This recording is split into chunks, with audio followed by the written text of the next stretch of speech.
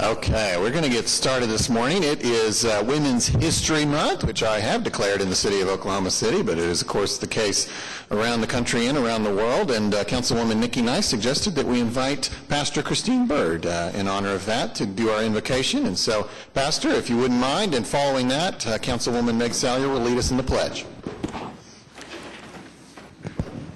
Good morning. If you would bow in reverence for just a few moments. Holy God, my Father, thank you for the many blessings that you have bestowed upon our community.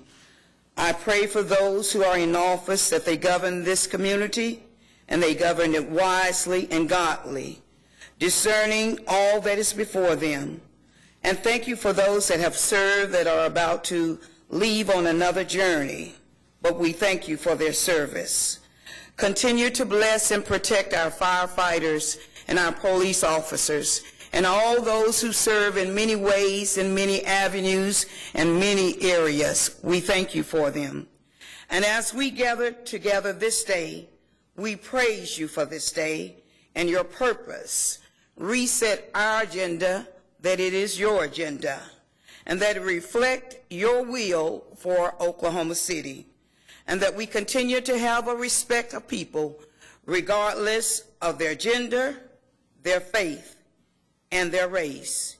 Shift our perspectives to seek peace above all things. And let your peace rain down and continue to rain down on Oklahoma City. Thank you for our mayor and our city council. Thank you for them. Guide their wisdom and enlarge their territory. We thank you for this day was not promised, but we thank you for allowing us to wake up. In Jesus' name, amen. Please join me in the Pledge of Allegiance.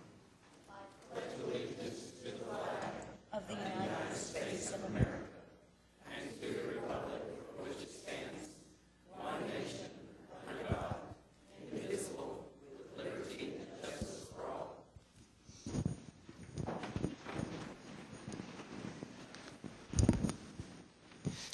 All right, I call this meeting of the City Council to order, which we will begin with items from the Office of the Mayor. We have several. I will note that we're going to bookend our meeting today with honoring of our departing council members. So Dr. Shadid will handle his resolution at the end of the meeting, near the end of the meeting, under items from council. But we will begin right up with Councilwoman Salyer. So as I make my way to the front, I think I'll ask her to join me.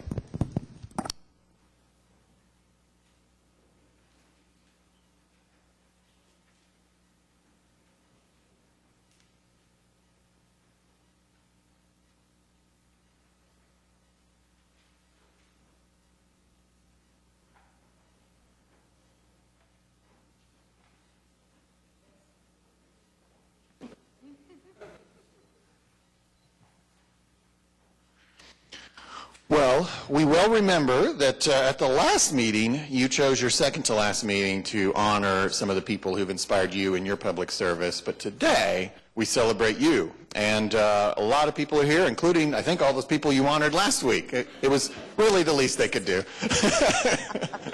Well, I think we know a lot about you, Meg, but nevertheless, we're going to review a little bit. This is your life, and so we're going to ask the clerk to read a resolution. Whereas Margaret S. Meg Salyer was elected as Ward 6 council member on November 4th, 2008, the only council member ever to be elected on the same day as a presidential election. Whereas Councilwoman Salyer became the 9th woman elected to the City Council by winning the special election to fill the vacated Ward 6 seat. She was reelected to a full term on March 1st, 2011 with a 63% of the vote, and again on March 3rd, 2015 with 53% of the vote. Whereas during her 11 years of service, Councilwoman Salyer served on the City Sports Facilities Oversight Board, Riverfront Redevelopment Authority, Public Property Authority, Environmental Assistance Trust, Municipal Facilities Authority, Economic Development Trust, Fairgrounds Trust, Convention and Visitors Commission, Civic Center Foundation, Myriad Gardens Foundation, MAPS 3 Citizens Advisory Board, Boathouse Foundation Board of Directors, Greater Oklahoma City Sports Consortium, Regional Transit Task Force, Wheeler Development District Review Committee, and the City Council Finance and Capital Improvement Committee, the Economic Development Committee, and the Social Services Committee. Whereas Margaret S. Meg Salyer served this community in many capacities beyond council member, she was the first woman elected as president of the Rotary Club of Oklahoma City, served as a trustee of Oklahoma City University, and contributed her time and expertise to St. Anthony Hospital, United Way, Leadership Oklahoma, Kirkpatrick Foundation, Greater Oklahoma City Chamber of Commerce, Oklahoma School of Science and Mathematics Foundation, Junior League of Oklahoma City, Downtown School Site Selection Committee, Oklahoma Partnership for School Readiness Board, Downtown Oklahoma City, Inc., and the Allied Arts Foundation. Whereas Councilwoman Salyer has been recognized for her community service, earning the Urban Pioneer Award from the Plaza District, the Pathmaker Award from the Oklahoma City County Historical Society, the Neil Horton Award for Downtown Revitalization from Downtown OKC, and the Mary Baker Rumsey Lifetime Achievement Award presented by the Junior League of Oklahoma City, Oklahoma Women's Hall of Fame, Journal Record Woman of the Year, and Oklahoma City Friday Most Powerful Women.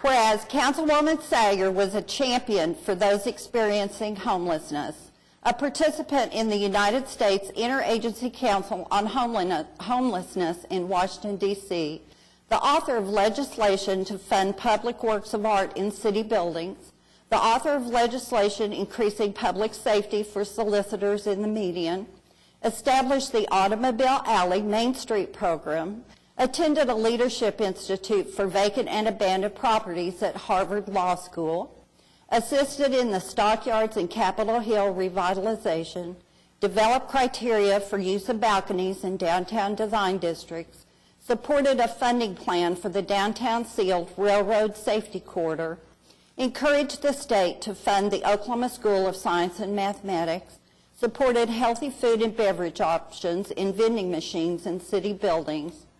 She met with numerous neighborhoods in her ward regarding the home sharing, promoted parklets in the city, Sunday bus service, passage of Better Streets, Safer City, and MAPS 3.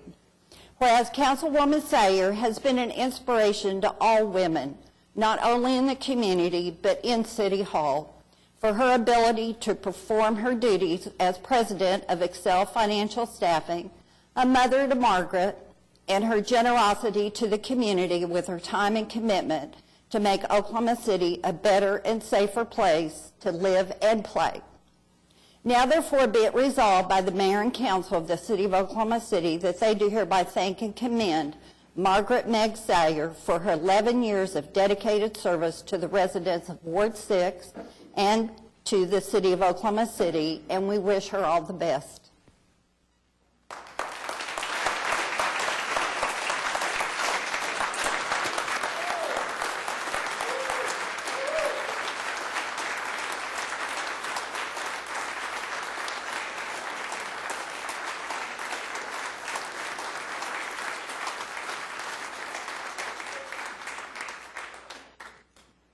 Maybe before we allow you to speak, we are certainly going to give you that opportunity, but we might want to go around the horseshoe and see if anybody has anything to say.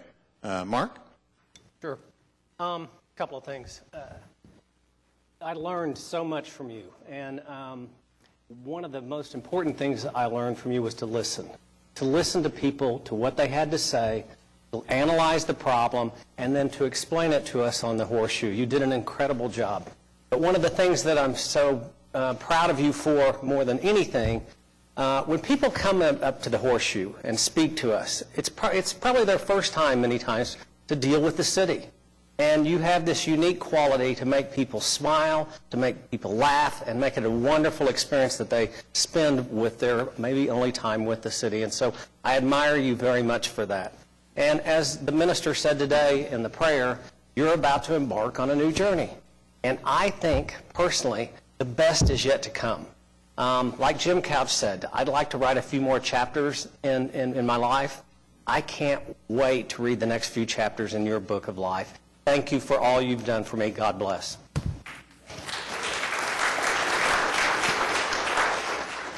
Ms. Meg, it has been an honor to know you, at least for the last few months, sitting here with you. And it meant a lot when I was running, and you reached out to me. You said, I just want to know who you are.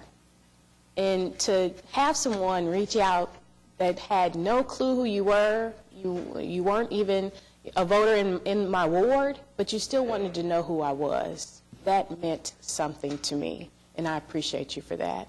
I also commend you for enjoying Justin Timberlake with us and shaking it good and enjoying that. But also, one of the things that I will take away is the fact that all three of us, when we're here, we dialogue together, but at the same time, there was something that was going on within your ward, and you discussed it with me, and I told you what I thought, and you said, honey, vote your conscience, and I appreciate you for that. Thank you so much. And I admire you as a young lady in this seat, and I thank you for all of your service as a woman in Oklahoma City. Thank you.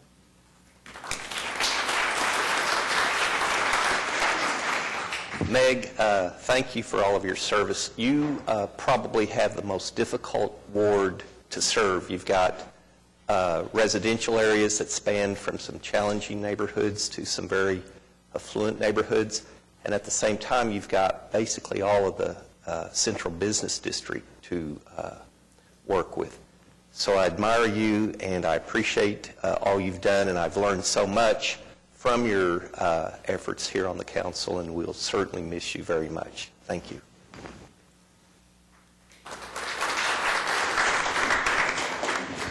Well, Meg, I want to say to you that I really appreciate all the years that we've been able to work together, and I've just admired you and watched your leadership, and you're just such a catalyst that when we're working through a problem or we're trying to work through and get something resolved, you're such a catalyst to progress. And just so grateful in how you've done that, and what was read in the resolution is such a testament to your success and your leadership in the organization. We're going to really miss you around here.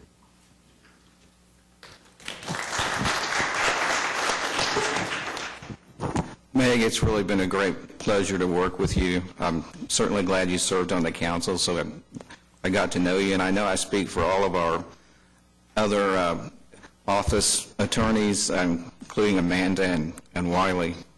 We really are sorry to see you go, and good luck, best of luck to you.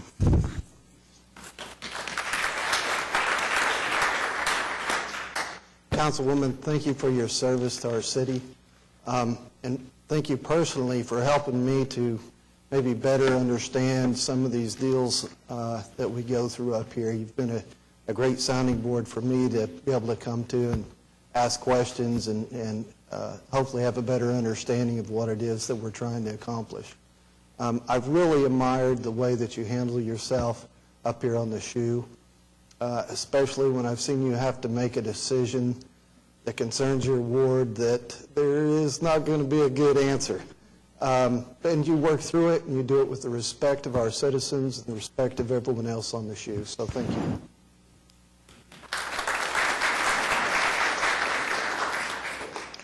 Well, it's been a privilege to serve with you, Meg, and to learn from you.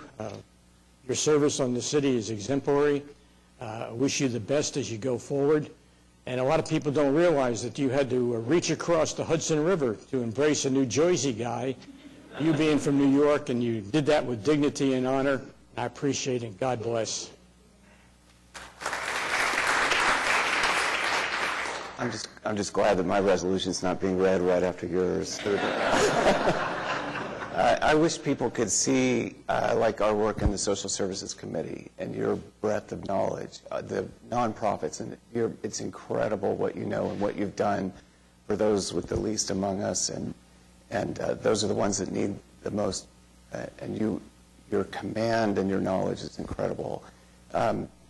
Also, if I was on this council and everyone in this horseshoe was a woman except maybe the city clerk, I'd feel uncomfortable.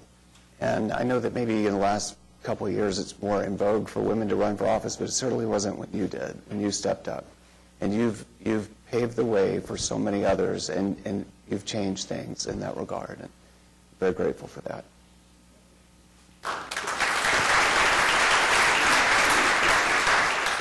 Meg, I've really enjoyed getting to know you the last 6 years. Some of your character traits that I appreciate the most is your humility, your positive attitude, even when there isn't a lot of positive things going on. The fact that you are continually focused on compromising and trying to bring everybody to the table and make everybody happy. It's a trait that I don't have, and so I really, really appreciate seeing it from you. And I think, most importantly, I think you represented your constituents well. So thank you for your service. Thank you. Yeah. Councilwoman, it's hard not to be struck when we read that resolution with just the sheer volume of things that you were engaged in. I mean, it is so true that people like you just make the world go round. You know, we could not have accomplished all that we have in this city without, I should say, people like you, but more specifically, you. You played such a key role in so many things that happened in our city. It's worth noting that with your departure, we're now down to one council member who was in elected office at the time of the passage of MAPS 3. So if it's not quite the end of an era, it's getting near the end of an era. And that is a generation of leaders in our city who were here for so many important things, really the full blossoming of our city's renaissance. So I think we all owe you a debt of gratitude, and the least we can do is pass this resolution. So, got a motion and a second. Any discussion? Cast your votes. Passes unanimously.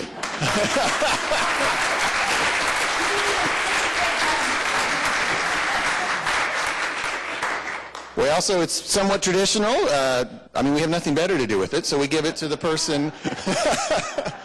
We give you your nameplate. You actually have two. I'm sure we'll give you the other one as well, but this was the one you used during those periods, probably more than one, when you served as the vice mayor, and in fact, you were my first vice mayor. So thank you for all your service, and we would love to hear a few words from you. And a few it will be, because I'm not sure I can get a single one out. A couple of things. To my colleagues on the council, thank you so very much. I hope you can all see why this last 11 years of service has been so meaningful. To have the opportunity to serve with colleagues that care so much about what happens in this city has been an honor and a privilege. Before I forget, and if I tried to thank everybody that I need to thank, we would be having peanuts for lunch, because that's what happens when we run late. But there are 4 people that I specifically want to thank. One, Megan Law, would you please stand up? Megan was my finance manager. She's Francis, filed all those reports that we have to file on a regular basis. She really has been my partner in crime in this effort. And Megan, I couldn't have done it without you, and appreciate it so much. Second person, yeah, please give her a round of applause. The second person that needs no introduction to anybody in this room is Debbie Martin. And Debbie, I'm not going to be able to say anything for fear of not being able to finish, but I hope you know how important your being with me on this journey has been. We started it together. Debbie and I have been friends for a lot longer than I've served on this council, and it was with her guidance and support that we were able to accomplish as many of the things as we were. So know how much I love you, Debbie. Thank you very much. And Randy and Boyd, wave your hands. Thank you, guys. I don't know what I'm going to do. I was just thinking how clear my inbox is going to be. I'm not going to be getting all these emails, but you guys, you know, are the support behind what we all do, and your contact with citizens and the way you're able to help is so important. And lastly, two groups. There are so many of the city's incredible employees. We have almost 4,800 employees today. The greatest joy I've had for this 11 years is working with you all. We have really had to roll up our sleeves and do a lot of important work in 11 years, and I have never once been let down by a city employee. You really clearly care about what you do and recognize how important it is to be a representative of the city. And then all my friends that have had to listen and and guide and allow me a few minutes to probably need some peace. So I appreciate you all being here more than I can say. This has been the greatest honor of my life. It was completely unexpected. Chief, I'm looking at you over here. Thank you for everything. This was not part of a journey that I had planned, but it is an incredible one, and I would encourage anybody that ever thinks about serving your city to do so in whatever capacity you can. It is incredibly rewarding, and you will, as in most things, you'll receive back much more than you give. So I think that's it. Thank you.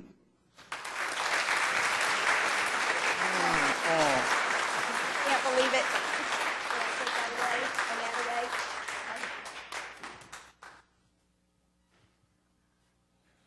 All right. Will seem somewhat anticlimactic now, but we do have a couple other proclamations that we need to present. And so I would ask the folks, my friends from Litter Blitz and Oklahoma City Beautiful, Lisa and your team, to come forward. Mother Earth.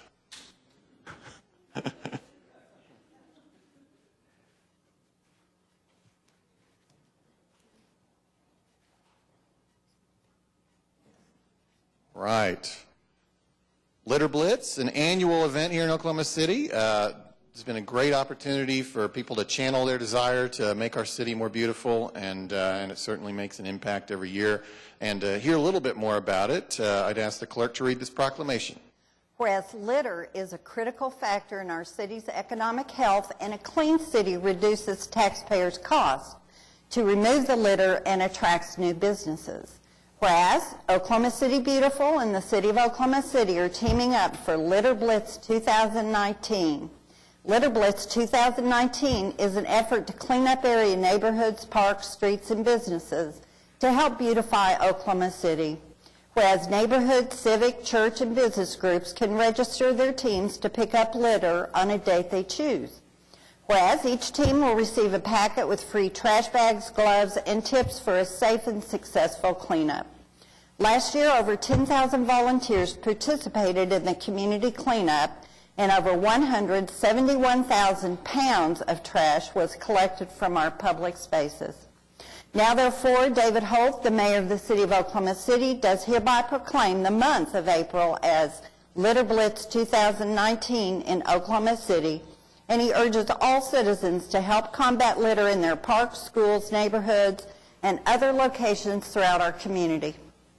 Thank you. Lisa, you guys do such incredible work, and we really depend on you. I mean, if you didn't exist, we'd have to create you. So we would love to hear a few thoughts from you and your team about Litter Blitz this year. All right, we're just so excited to get started again. We've already got volunteers out picking up trash for us. This is something we do every year. And I'm going to introduce Kristen Milburn. She's our program manager that makes this all happen, and she'll tell you how to get involved.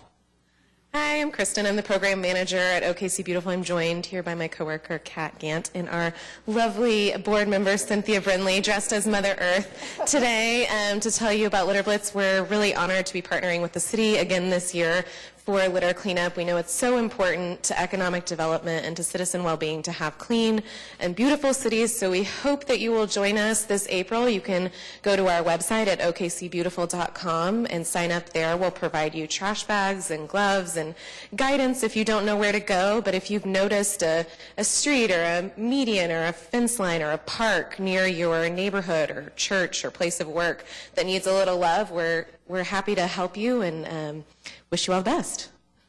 All right, let's hear it for everybody at OKC Beautiful. Here's to Pete.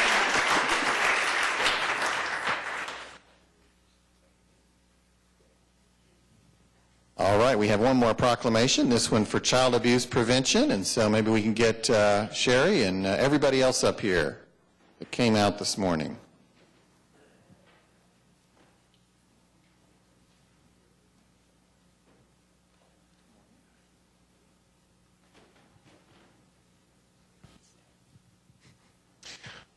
All right. It is going to be an April Child Abuse Prevention Month, and we would love to learn a little bit more about that. So I'd ask the clerk to read this proclamation. Whereas Oklahoma City's future prosperity depends on nurturing the healthy development of the more than 166,000 children currently living, growing, and learning within our community. Whereas research shows that safe, nurturing relationships and stimulating stable environments improve brain development and child well-being, while neglectful or abusive experiences and unstable or stressful environments increase the odds of poor childhood outcomes.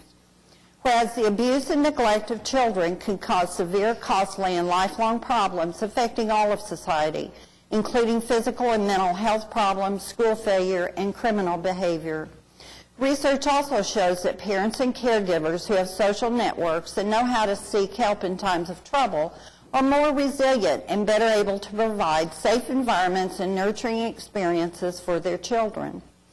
Whereas individuals, businesses, schools, and faith-based and community organizations must make children a top priority and take action to support the physical, social, emotional, and educational development and competency of all children.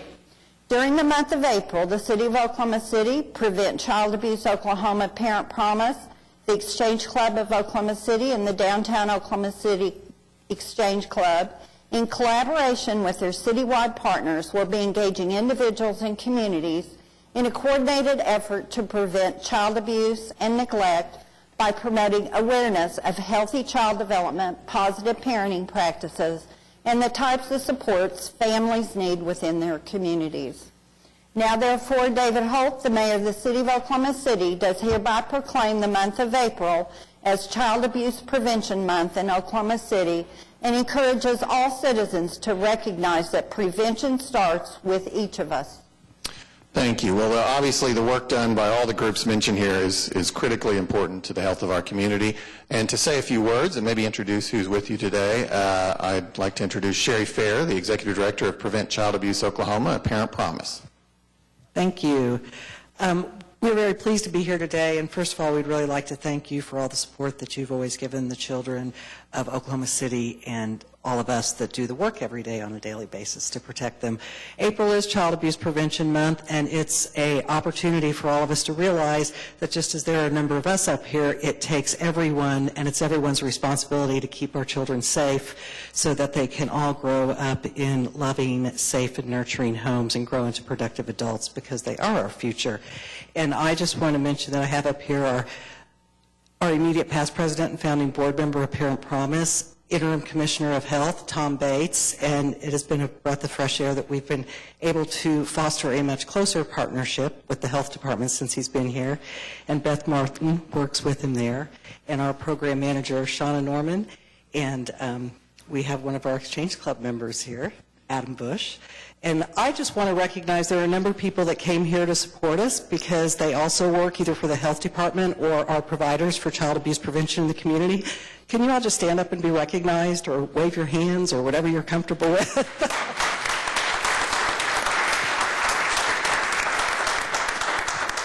And one last thing, for those of you who didn't dress like all of us today, you'll have the opportunity to do so on Friday, April 5th, because that is Wear Blue Day in order to raise awareness for child abuse prevention. Thank you. Thank you. Let's hear it for everybody who works in this important area.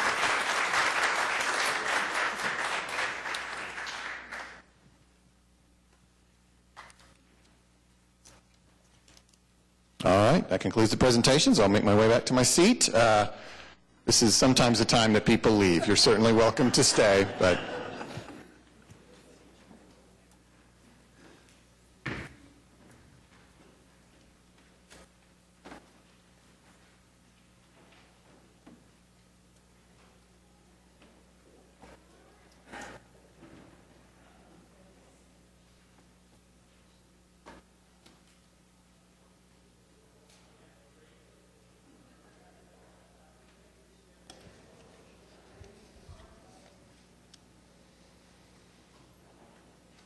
All right. We're still on Office of the Mayor. As previously stated, item A will be handled later in the meeting, so that brings us to item C, notification of Larry McAtee to serve as vice mayor for the 6-month period beginning on April 9th.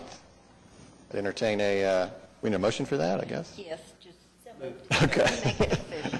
All right. It's not official until we vote. Any discussion?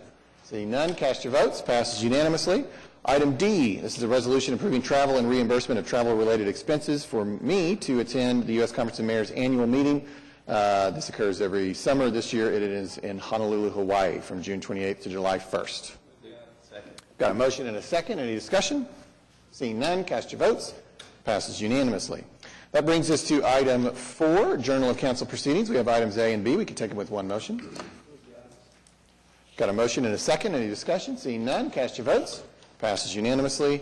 And item 5, request for uncontested continuances. Mr. City Manager. Yes, sir. So on page 15, we have item 7, AW8. We're going to strike this item. We need to make a correction on that item. On page 24, under dilapidated structures, it's 9N1. Item H, we'll strike that item because the owner has removed the structure. On page 24, under unsecured structures, item 901D, 1406 West Park Place. We're going to strike that item to re-notify. On item F, 5420 Rockwood Avenue, the owner is occupied. Item G, 3610 Spring Lake Drive, the owner we need to re-notify the owner. On item J, 832 Northeast 20th Street, the owner has secured. Item K, 316 Southwest 23rd Street, the owner has secured. And item R, 1105 Southwest 41st Street, the owner has secured. On page 25, item 9P1 under abandoned buildings, we're going to strike these items. Item E, 1406 West Park Place, to re-notify. Item G, 5420 Rockwood Avenue, the owner is occupied, or it's an occupied structure now. Item H, 3610 Spring Lake Drive, is to re-notify the owner. Item L, 832 Northeast 20th Street, the owner has secured. We also have on page 27, Councilman Stonecipher had requested under item 9T1D, and that's under claim for denial. There's a claim here that Councilman Stonecipher would like to visit with Municipal Counselor's Office with further, and he's asked that we defer that item. And that is all that I have. I'm sorry, defer it for 2 weeks, yes. Okay, thank you. That brings us to revocable permits. Item 6A is a joint revocable permit with the Oklahoma City Water Utilities Trust and the National Multiple Sclerosis Society to hold the Walk MS Oklahoma City. And it looks like we do have Kristen Flores who's come here to speak on this topic. Hello, good morning. I am the senior specialist of the Walk MS Oklahoma City event. This is our 32nd year, I believe, that we'll be doing this walk in the Oklahoma City area. It is a event, a 1 mile and a 3 mile walk to raise funds and awareness for multiple sclerosis, which affects about 200 people diagnosed every week. We're learning it's a disease that the immune system attacks the covering of the nerves and affects people in multiple ways. Our walk this year is taking place this Saturday, March 30th at the Route 66 Park. The site will open at 8:30 and the walk start time will be 10 a.m. And we've been working with the Parks Department as well as the Police Department to make sure that we have enough staff and all the proper materials in order to make sure that this event is not only brings awareness but is safe and family friendly for all those attending. Great, thank you. Councilman Greiner? Yeah, it looks like a good event, and it's a great example of why the Overholser Trail needs to be finished on the west side of Overholser, because the run is going to be on the street, right? Yes. Yeah, and so if there was a trail over there, we could be off of the street, but there you go, just a little Ward 1 plug. I'll move for approval. Got a motion and a second. Any discussion? Seeing none, cast your votes. Passes unanimous. Thank you. Have a great event. Item 6B, this is a revocable permit with the Arts Council of Oklahoma City for the Festival of the Arts 2019, and Peter DeLisi is here to speak.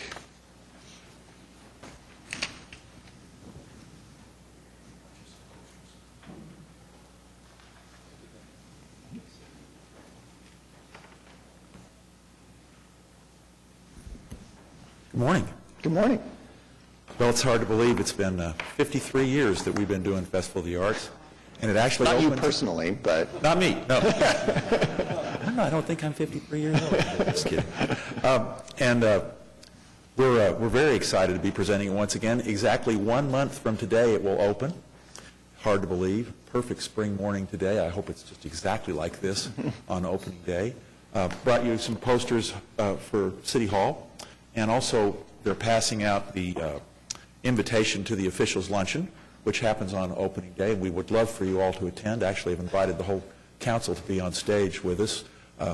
Mayor Holt will be one of our presenters that day. We thank you for that, sir. It's just an amazing event. We have 144 artists and 30 food vendors. It's really the only place in town that you can get a stir-fried rice bowl served inside of a pineapple. So there's quite a few really interesting taste treats to be enjoyed, as well as wonderful art. And we just couldn't do it without the incredible support of the City of Oklahoma City, and literally practically every department is involved in some capacity. And I echo what Meg was saying about just what an honor it is to work with so many great city employees, because they're really there for us before the event and during the event, through all sorts of difficult times and wonderful times. They've just been a beacon of support throughout the years. I really can't say enough about that, because it's just incredible, all the different departments and how much they help to make the event a success. That's all I have for you, sir. Great. Thank you. Councilwoman Salyer. I move approval. I was teasing Peter that maybe this time I would say no. Not issue the permit. I was trying to sneak it in to make sure that you were still on the... Yeah, I do just want to encourage everybody to come down. The move 2 years ago to Bicentennial Park has been a tremendous success, and it is so much, there is so much energy here when we open the front doors of City Hall and have art and food and music right on our front doorstep. So please, everybody, come, enjoy the food, buy some art, and take advantage of all the hard work of the Arts Council. You know, the modern streetcar is really going to be interesting to see how that affects the event this year, because as it does its circuitous route, there are so many parking lots along that route that you can now just park just pretty much anywhere downtown and jump on the streetcar and just come right around. It has a drop-off point right in front of the library, so it's it'll be fantastic. incredibly easy to get there. I'm looking forward to seeing how that affects the event. Peter, thanks for all your hard work and your staff. Absolutely. Thank you so much. Is that a motion? Yes, that was a motion. Motion and a second. Any discussion? Seeing none, cast your votes. Passes unanimously. Thank you, Peter. Have a great event. Okay, we've got now item 6C, revocable right-of-way use permit with Downtown OKC Partnership to hold Starlight Supper. And Holly Hoyler is here to speak on this. Welcome, Holly. Hi, good morning. I'm Holly Hoyler. Yes, now I can talk.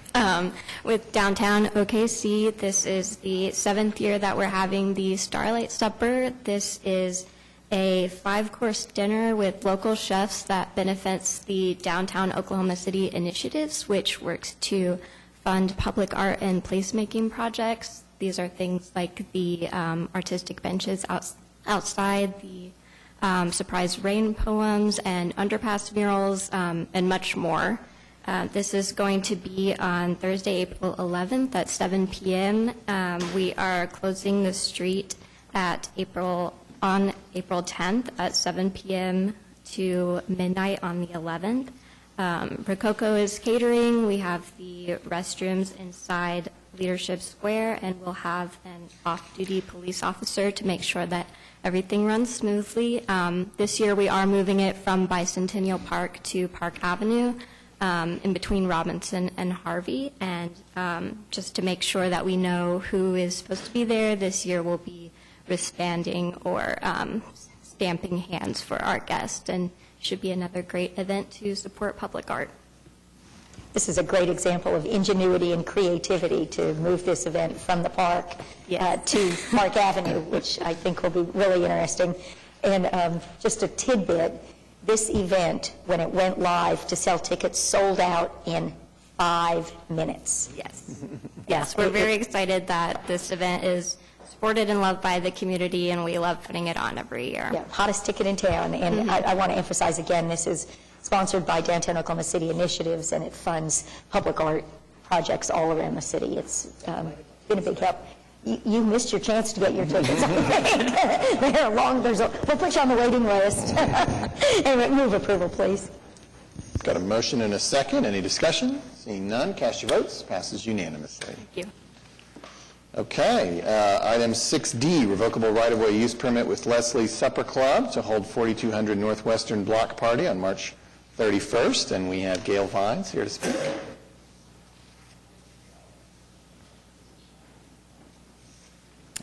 Good Lord, Megan.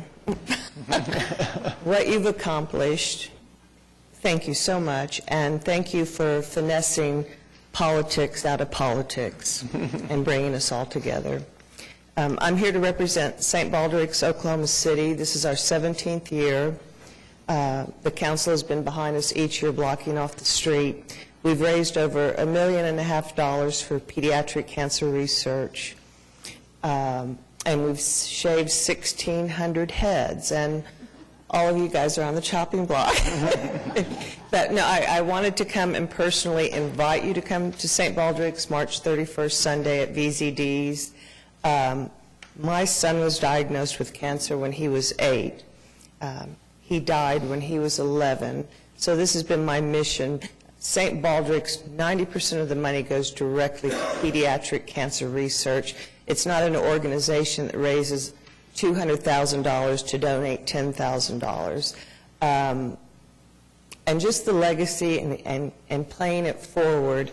I was at a grocery store a couple of years ago, one I never went to, and a young girl came up to me and said, "You're Fletcher's mother, aren't you?" And I said, "Yeah, I am." And she said, "Well, I don't know if you remember me, but I wasn't very nice to Fletcher in school." And I said, "Oh, I remember you, but I also remember you sent me a letter that was so genuine and authentic and heartfelt."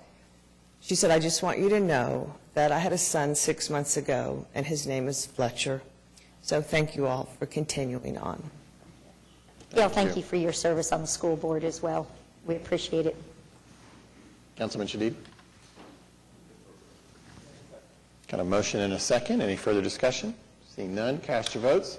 Passes unanimously.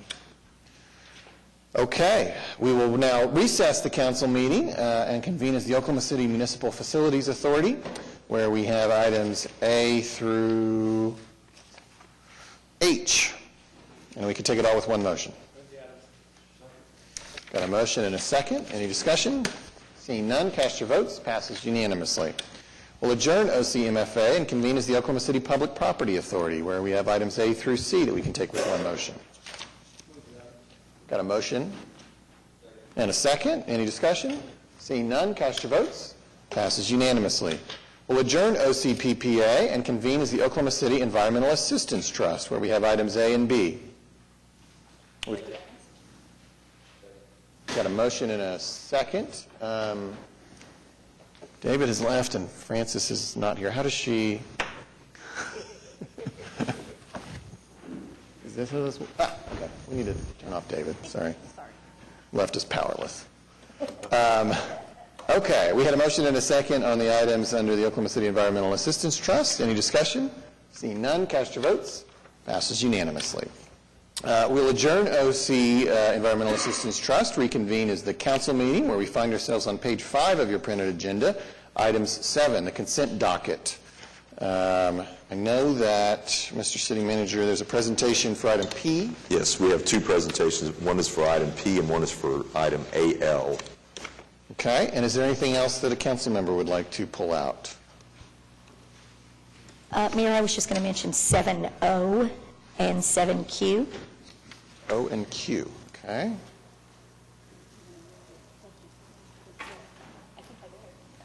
And I think I better, for the last time, This is giving me chills. move these items subject to individual consideration. Yeah, sorry for the delay there. But hold on. Is there anything else that anybody wants to pull out? Okay, we'll take them in order. We've got item O, Councilwoman Salyer. Thank you, Mayor. I just wanted to recognize that this is a resolution authorizing negotiation of after-school programming agreements with the Boys and Girls Club of Oklahoma City, the Oklahoma After School Network, and the Urban League of Greater Oklahoma City. And it's part of the Strong Neighborhoods Initiative out of school time. And just want to thank these organizations for providing outstanding after-school programming for our youth at risk. All right.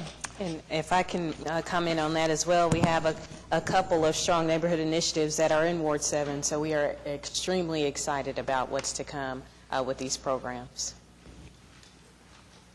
Now, item P, the resolution approving a Continuum of Care Program grant agreement. So Jared Shannon's going to give us a presentation on this item. Jared Shader with the Oklahoma City Planning Department, Community Development Division, the Homeless Programs Planner for City of Oklahoma City.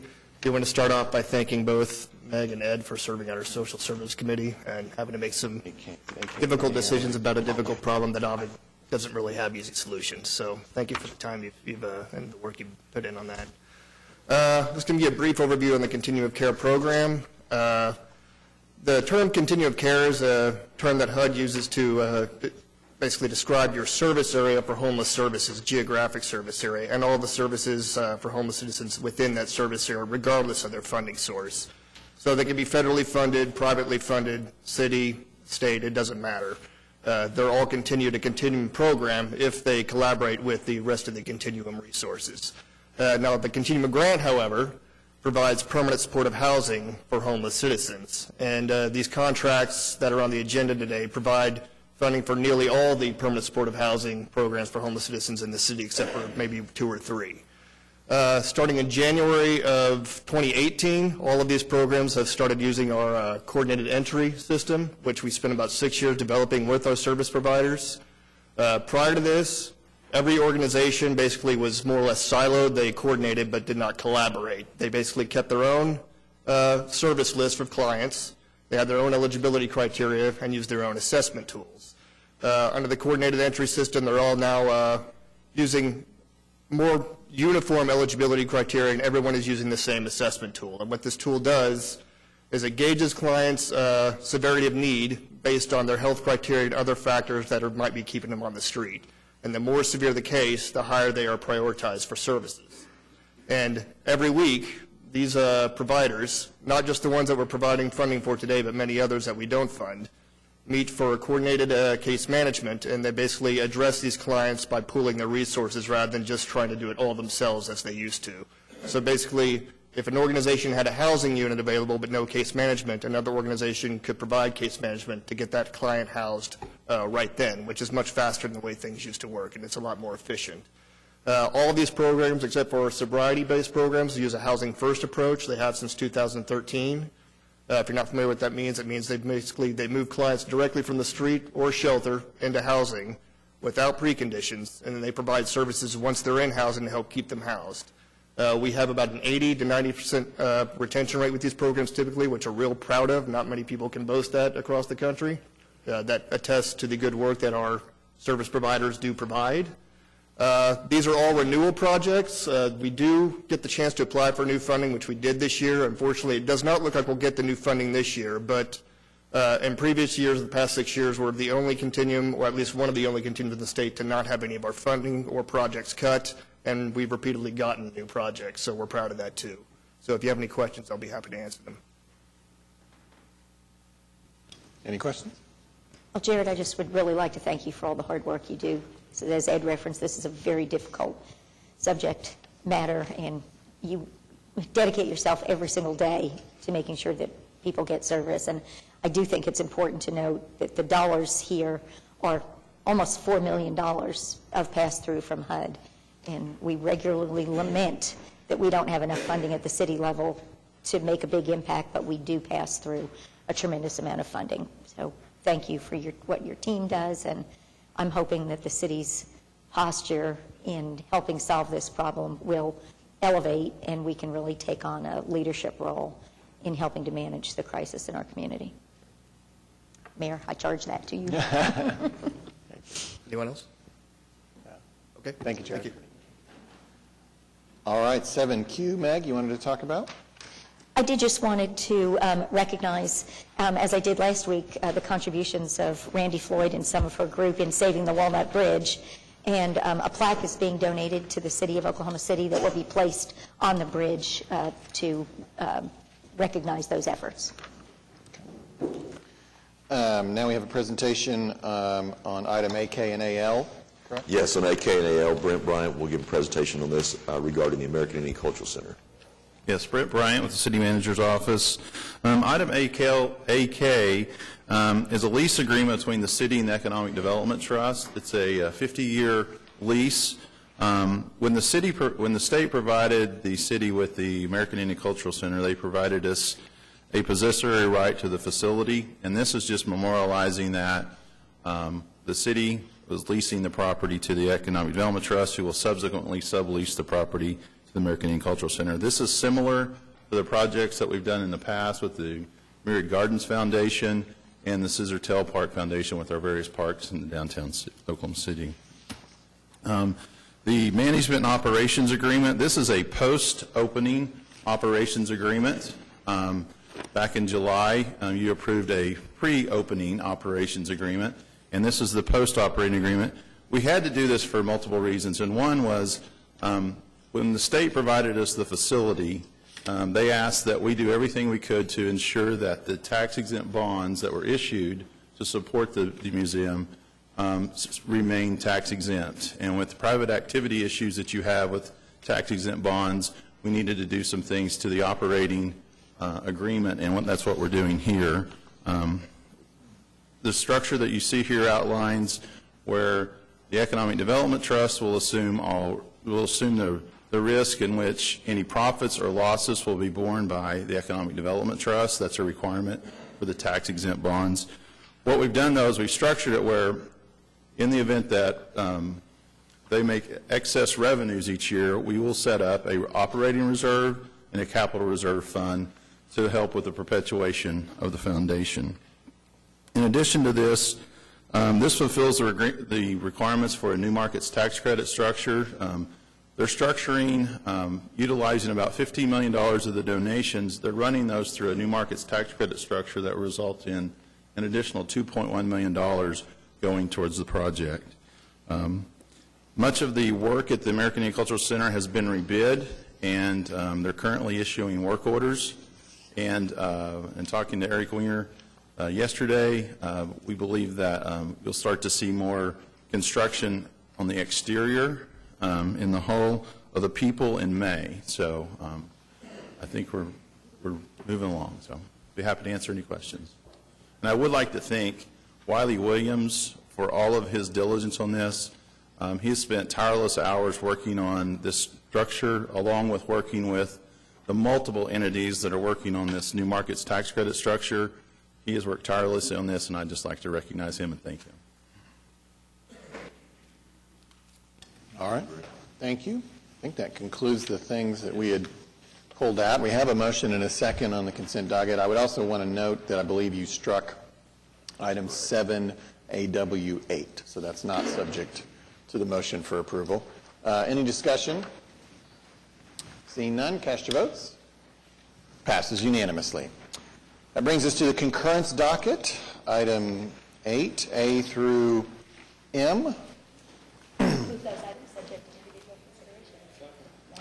We've got a motion and a second. Is there any discussion? Anything anybody wants to pull out and talk about? Seeing none, cast your votes. Passes unanimously. This brings us to page 17 of your printed agenda, item 9, items requiring separate votes. And we've got start here with A. These are ordinances on final hearing that were recommended for approval. Item 9A1 is closing a portion of an alley in Block 32 of Maywood Edition. Councilwoman Salyer. Thank you, Mayor. I see that the applicant is here. This is just a portion of an alley over in the Maywood addition. As noted, it's northeast of 6th Street and just west of Oklahoma Avenue. The purpose of this is to consolidate property for additional development. It was approved by the Planning Commission. There were no protests. I would move approval. Okay, we've got a motion and a second. Any discussion? Seeing none, cast your votes. David's back. Passes unanimously. And now 9A2, this is closing the south 950 feet of Gilson Way, extending south from Southwest 29th, east of South Council. Councilman McAtee. Thank you, Your Honor. Is the applicant present?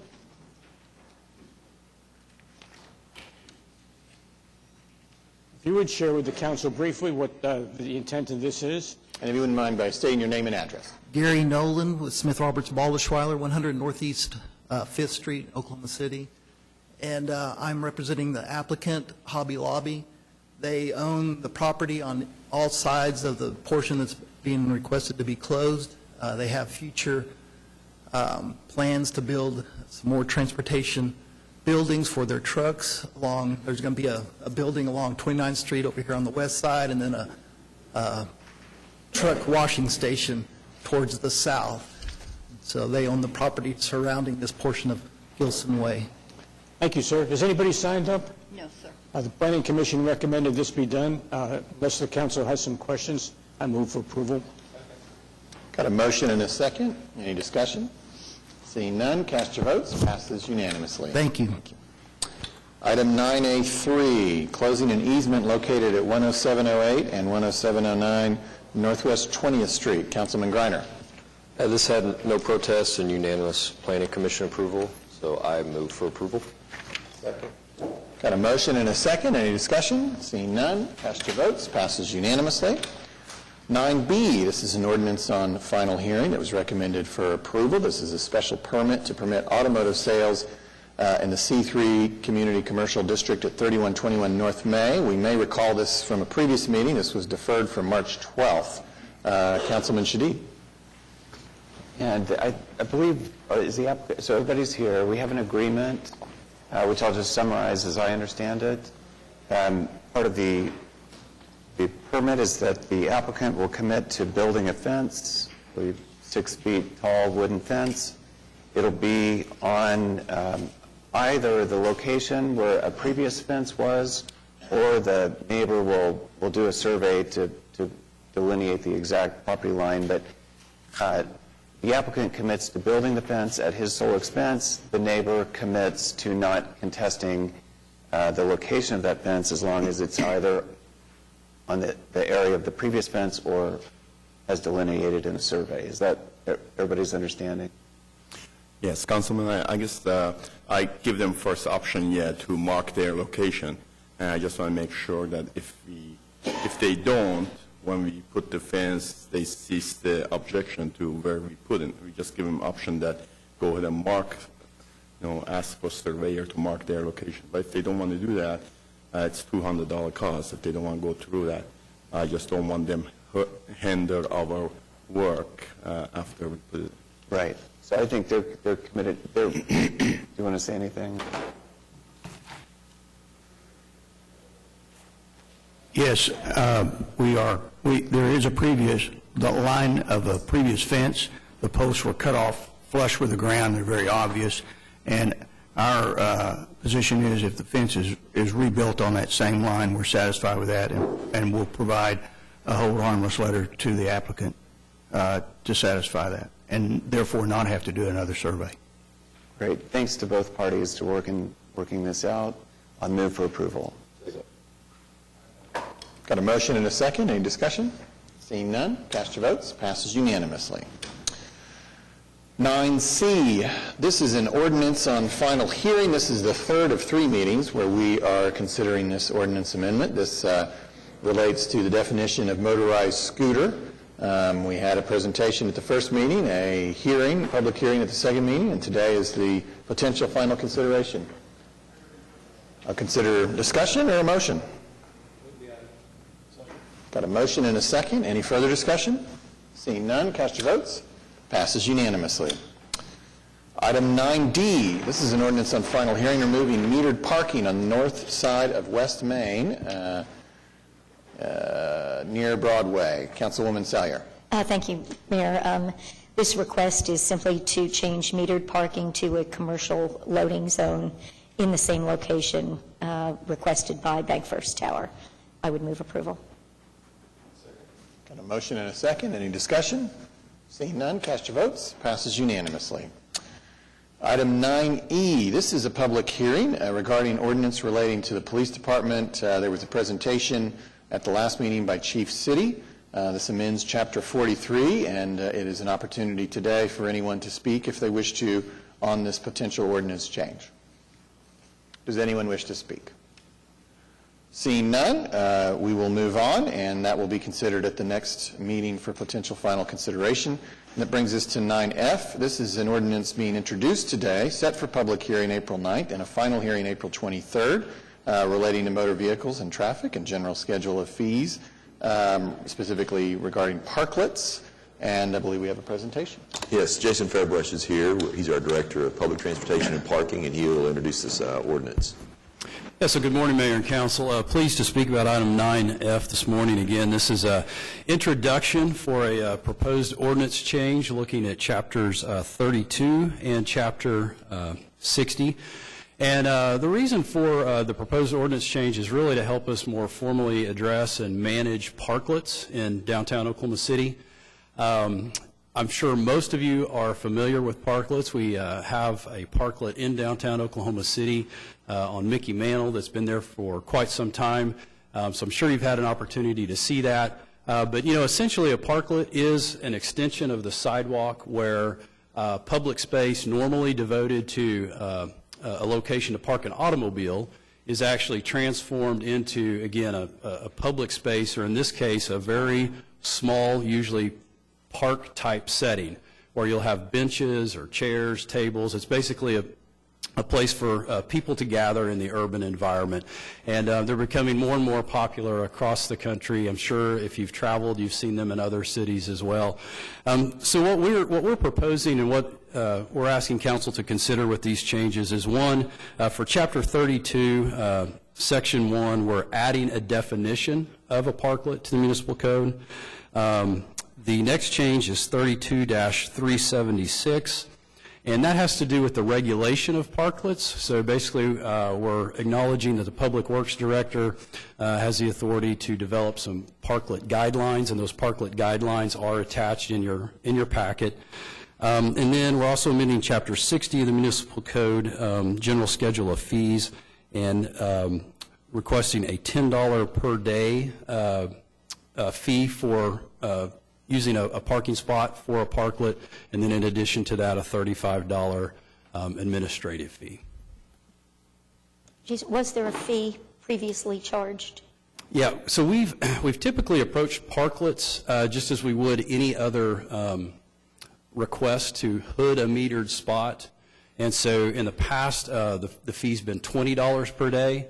What we've found is, of course, with normal hooding requests, it's usually a short term, right? You know, while somebody's moving in and out, or maybe it's a construction project. But with the parklets typically being 90 days or more, in some cases renewed for additional multiple 90-day periods, we are recommending a $10 fee rather than the $20. We think it is more conducive to really the intent of, you know, promoting that public space. Great, thank you. All right. Again, that will be, we need to actually have a motion. I'm sorry. Motion to introduce, yes. Motion and a second. Any discussion? Seeing none, cast your votes. Passes unanimously, and the potential ordinance change has been introduced, set for public hearing next meeting, and final hearing meeting after that. Items 9G1, 9G2, 9H1, and 9H2 are not quite ripe yet, and so we will be holding them. We'd like to consider them today, so we will be holding them potentially a little later in the meeting. 9I1, this is a public hearing regarding the refunding of certain outstanding portions of the city's GO bonds. Maybe I'll return to that public hearing because I want people to have an opportunity to speak after the presentation, so Yes. fully understood what we're talking about. So I will explicitly offer that opportunity for public hearing again. But it might be useful if we have a presentation here about 9I2, the resolution providing for the sale and issuance of certain GO bonds. Yes, sir. So Ken Sudol is here to talk about 9I, and he's also going to talk about 9J as well. We'll have the same issue at the public hearing, but he'll speak to both of those, and then we can come back and do the public hearings. So 9I is actually a refunding or a refinancing for our GOLT bonds. So back in 2007 and 2010 were the first two issuances of GOLT bonds that we did from the 2007 authorization. So I've been around long enough for actually refinancing these ones that I did way back then, some of my first bond deals. But we are refinancing about $18.5 million worth of bonds between those two issues. We estimate that the net present value of savings is going to be about $1.28 million, which represents about $137,000 a year of savings over the next 11 years.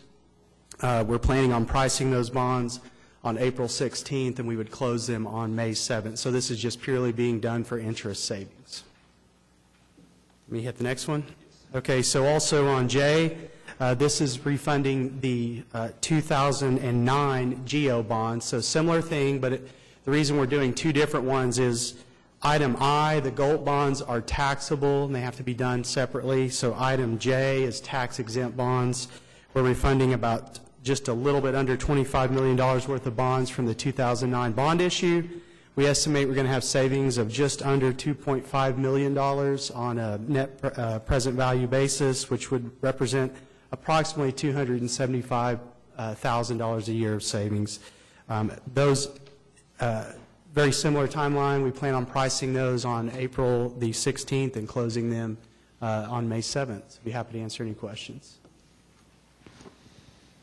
Okay, thank you. So we now will have the public hearing for item 9I1. This is regarding the refunding of certain outstanding portions of the city's general obligation limited tax bonds, taxable series 2008, issued in the original principal amount of $7 million, et cetera.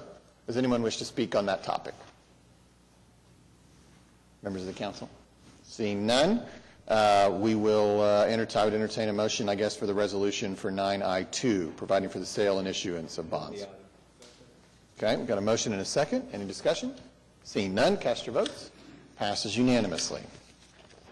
Now, 9J1. This is a public hearing regarding the refunding of certain outstanding portions of the city's general obligation bonds, Series 2009, issued in the original principal amount of $47,485,000 for interest cost savings.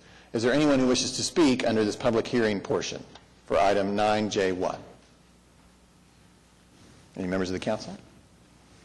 Seeing none, we will entertain a motion for 9J2, resolution providing for the sale and issuance of GO refunding bonds.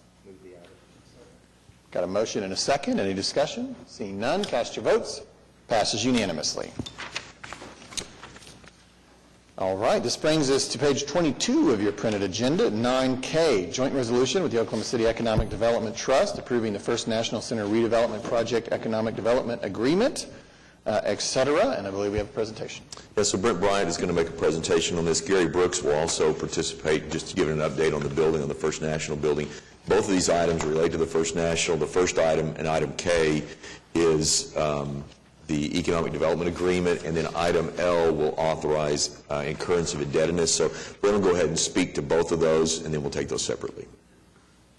Thank you. Today, this Economic Development Agreement outlines the requirements of both the city, the Economic Development Trust, and the developer for the tower project on the First National building.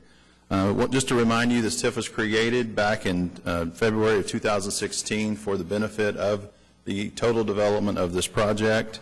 The budget was at $40 million of ad valorem and $5 million in sales tax. The project consists of three components: a garage, apartments, and a hotel. Back in 2017, the City Council and the Economic Development Trust approved an agreement with the developer which allocated about $14 million of ad valorem and $3 million of sales tax for the development of the garage, and the garage is currently under construction. The apartments, due to the financing of the project on the private side, the developer asked us to combine both the hotel and the apartments together, so we refer to them now as the Tower Project. The agreement before you today is to provide an incentive up to $26 million, which is the balance of the budget, the overall budget of 14, and $2 million in sales tax. The agreement considers incentive payments and or a TIF loan, which the developer has requested. The proposed loan features include where we loan up to $25 million to the developer. Only $2.1 million of that would go automatically into a reserve fund to protect the city in the event of a shortfall. In addition to that, the annual payment that would be required on a 10-year, 20-year amortization would be subject to a minimum tax or a minimum payment in lieu of tax, which further secures the city. In addition to that, the apartment taxes, the ad valorem tax from the apartment will go into the reserve fund, again, furthering bolstering the reserve fund to protect the city. In addition to that, in this agreement we have, in the event that we go out and borrow funds, whatever our interest rate is, the developer will pay a spread on that, which equals about 75 basis points above whatever our borrowing costs are for the initial 5 years. Anything after that, it'll be 100 basis points after that. That spread each year, when they make those payments, would go again to the reserve fund to protect the city. What we're seeking to do is, in the event that the reserve fund reaches 2.5 times, which is a little over $5.3 million, at that point in time, any excess funds that come in each year will go to rapidly pay down the debt. Again, in addition to that, in the event that if the project had issues or cash flow issues, the developers have agreed to come in with a personal guarantee to replenish the reserve fund at any time a draw is made on that. We structured this deal, again, to minimize the city's exposure, but also trying to get the project complete. Item 9L is a resolution authorizing the debt and the issuance of an RFP. It authorizes to issue up to $25.5 million, and the additional $500,000 is a result of, if we actually issue bonds, we needed that in order to pay for issuance costs, so we added that. The RFP does contemplate a private placement, though, so we're looking at both. We're trying to have flexibility in this, so that's what we're doing here. The timeline is the RFP would be launched tomorrow, with the proposals due May 1st, and then we're shooting for a closing back on June 12th. When we come back to the council, though, on June 4th, we would more likely also have a funding plan that's also part of this resolution as to how we would fund the $25 million request. We have contemplated a $15 million borrowing from an external source, and then maybe a $10 million from an internal source. And some of the sources we're looking at are the Workers' Comp Fund and also our GOLT Fund. One thing that I wanted to emphasize is if we go out and do a borrowing and we do not get acceptable terms from a lending institution, we are not obligated to loan the funds. So again, this authorization authorizes the city to provide an agreement of support. And an agreement of support, y'all are often heard of as a moral obligation. The agreement of support is in the event of a shortfall, the city would step in and make the payments, which is like what we typically do in a lot of our and that would be, issues. We've got the reserve fund, the debt service reserve fund that we would go to first. We've got the guarantee from the developers that we go to, and then if we aren't able to get those, then the city would back that. Yes. Again, this is structured to minimize the city's exposure while supporting the project. And Gary Brooks is here, and he's going to go through some pictures to kind of just show you where we are on the project, and be happy to answer any questions after that. Good morning. My name is Gary Brooks, 2217 Lone Oak Way. In January of 2016, my partner and I signed the contract to purchase the First National Center. Despite debate, we signed it willingly, without a gun to our head. A year later, we after a substantial amount of due diligence, we closed on the property. A couple of the photographs here just bring you up to date quickly. We've hauled, who's controlling it? You. We've hauled over 12 million pounds out of this building, and Councilwoman Salyer can tell you it's noisy at times, but we've only had to shut the street down a couple times. That was an enormous crane. Did anybody else see the crane on Park Avenue? I'm not sure I've seen one that big in Oklahoma It's City. the largest non-tower crane in the city, and they're quite proud of it. We won't have to do it very often, but to get some heavy equipment off the roof and to put equipment on the roof, they're getting ready to start some pretty serious construction. Most of what we've done over the last 2 years is demolition, just getting the building ready for construction. We're about 350,000 man-hours in the building so far. We anticipate about 2 million man-hours before we're complete with the job. So this is the east portion of the 1972 tower. It is the one area that the National Park Service has allowed us to remove. We wanted to take care of our own parking. We need 600 parking spaces for our project, and as most of you know, parking downtown is a challenge. In order to get parking to the office building floors, we have to build a double helix ramp, and the building would not accommodate that. So unfortunately, we're having to remove this piece, and we're down to about the 12th floor right now. You can keep going. This is just an interior of one of the tower floors. Most of the floors now are completely gutted. There's very little left in the building for us to remove. The question I sometimes get asked, have you found any surprises? And there's nothing left in there to surprise us. We have touched every single square inch of that building, and most of it is now gone. Unfortunately, with an 88-year-old building, you're not able to go in there and reuse wiring and cabling and plumbing fixtures, and it just wasn't something that we were able to redo. Kone told us that we were one of the largest elevator escalator contracts in the country right now. We were the largest asbestos removal contract in the country in 2017, so not monikers that I'm very proud of. We have built a couple of hotel model rooms. We're working on a couple of model apartments. Basically what that do, it gets us through the Marriott process, makes sure we all understand exactly what we're building, helps us define costs, and make sure that we don't overspend. We don't put something in the building we don't need to. I have a lot of input from a lot of experts making sure that happens. I also like to say you don't want to underspend. You know, there's a balance there. You want to make sure that you find that balance properly for this particular project. You can run through the rest of them. We did about 113, I call them case studies. Just felt like that with the uniqueness of the property that we had to go find other people who had done this well, hopefully to build a playbook of how do you redevelop a building like this. Unfortunately, we didn't find that playbook because every single one of the 40 or 41 that we visited, they're all different, they're all challenging, they all created their own challenges. And so you come back with great ideas, but one of the things you realize is there is no playbook. One of the case studies we studied was in Columbus, and it's called Levesque Tower. Some of you were on that Chamber of Commerce trip where we went and toured that. It's a Marriott autograph. It's got apartments, so through the Marriott team, they allowed me to hook up, and I went over about an hour early.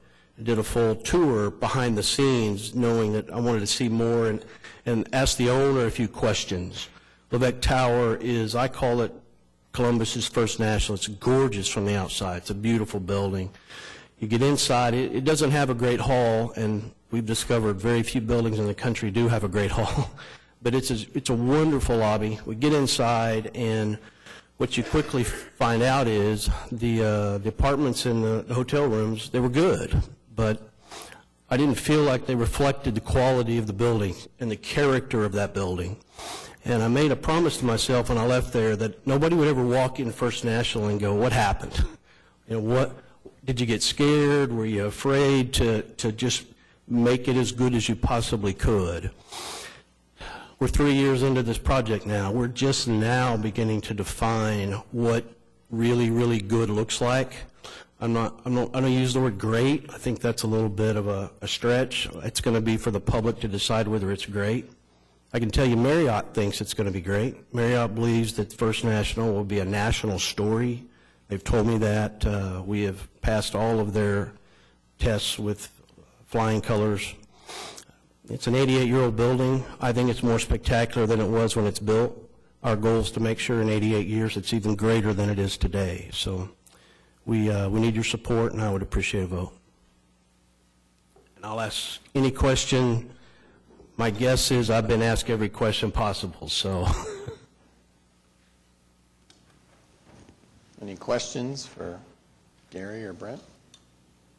I'll ask a Councilman question Steve? of Brent. So Brent, I don't recall exactly, but my general recollection is that when we did the TIF initially, that part of the sales pitch was we weren't going to borrow any money. So now we're borrowing money. Right. So I guess the question is, what safeguards are there going forward? Does this become too big to fail? We're still in the early part of it. What happens next if the numbers don't line up? And well, one of the risks that you do have are construction risk, obviously. With the structure that he has on this project, there's a significant amount of equity that has to go into the project. It's over $35 million, if I can recall. But and it's a $180 million project when you look at just the hotel and the apartments. And there's an $85 million loan on the hotel and apartments from the private sector, and then our $25 million. Our money goes on the back end with those funds. So one of the safeguards is we're not putting money in it today. We will put money in it after all the equity has been exhausted. All of the when you do historic tax credits, what they do is they do a bridge loan with all the tax credit revenue. All that money has to go in too. So we've tried to minimize our risk with construction risk by putting our money on the back end, and the way we've structured it is we're alternating draws. The first thing we do is we take out $2 million out of the 25 and we put it in a reserve fund to protect us. The next thing we do is we'll do the first draw. That won't be until September, and then Centennial Bank will do the next one in October. Then we'll do November. So we're trying to spread that out. That's one thing we're doing. Other things we're doing, we're getting a personal guarantee by both Gary and Charlie Nicholas. It's not with an LLC. It's a personal guarantee. And You mean that legally binding personal guarantee, not a yeah. guarantee? Although they've given that as well, but yes. I just want to clarify what you mean by that. Some of these law firm LLC, and LLCs normally don't have any assets, so we know not to do that. In addition to that, one of the things that gives me comfort is the apartments. The property taxes on the apartments will go into the reserve fund, and that's another a safeguard. And again, the interest and payments, principal payments that are due, will be subject to a minimum tax payment. There's going to be a covenant on the property that says they have to pay if the amount's $2.1 million, they have to pay that, and that goes ahead of the mortgage in the event of a foreclosure. We've done everything that we can reasonably do to protect the city's interest in this project. So the taxpayers are putting tens of millions of dollars, historic and state tax credits and all these. Correct. And we certainly get the communal benefit of saving this historic structure. Do we get anything in terms of affordable housing? Is there any affordable housing component to this? There's not any affordable housing component in this project. And I think the reason it's not, this is a very hard project to do, just the numbers of what it takes to rehabilitate a historic building. Rehabilitating historic buildings is expensive, and when you go down that path, you're going to lower your rents, which is going to lower your NOI, which is going to lower your borrowing costs, borrowing ability. And so those are the kind of things, and we have not looked at that, but. And I just don't think we can minimize the community benefit of restoring this building. It is probably the most important building in the city of Oklahoma City. And as I've thought through this a lot, I can't visualize another project where every single player, public or private, would go as far as they can go, and maybe even a little further to make sure this project works and is successful. I just view it as like the most critical thing we have still to do in downtown Oklahoma City. It wouldn't happen without our support. Yeah, just to echo on those comments, I think the complexity of this project makes the Skirvin look simple, and I think you've done a very good job so far from what I can see. Any other comments? We actually have a couple items of business here. We have 9K, which is a joint resolution with the Economic Development Trust. Okay, got a motion and a second on that. I would just add, I just commend Gary and your partner and everybody obviously on the city side, Brent, and your team for working through these very complex issues and your personal commitment to this. We're all very familiar. Any of us who've spent any time with you over the last 2 years know your personal passion for this, and you're willing, but at the same time, your willingness to be practical and do it right. So thank you, and we know that we're making a big commitment here too, but as everyone said, this is worth it. So with that, no further discussion, we'd cast a vote on 9K. Passes unanimously. And that brings us to 9L on the same topic. This is a resolution approving the incurrence of indebtedness by the Oklahoma City Economic Development Trust, et cetera. Got a motion and a second. Any discussion? Seeing none, cast your votes. Passes unanimously. All right.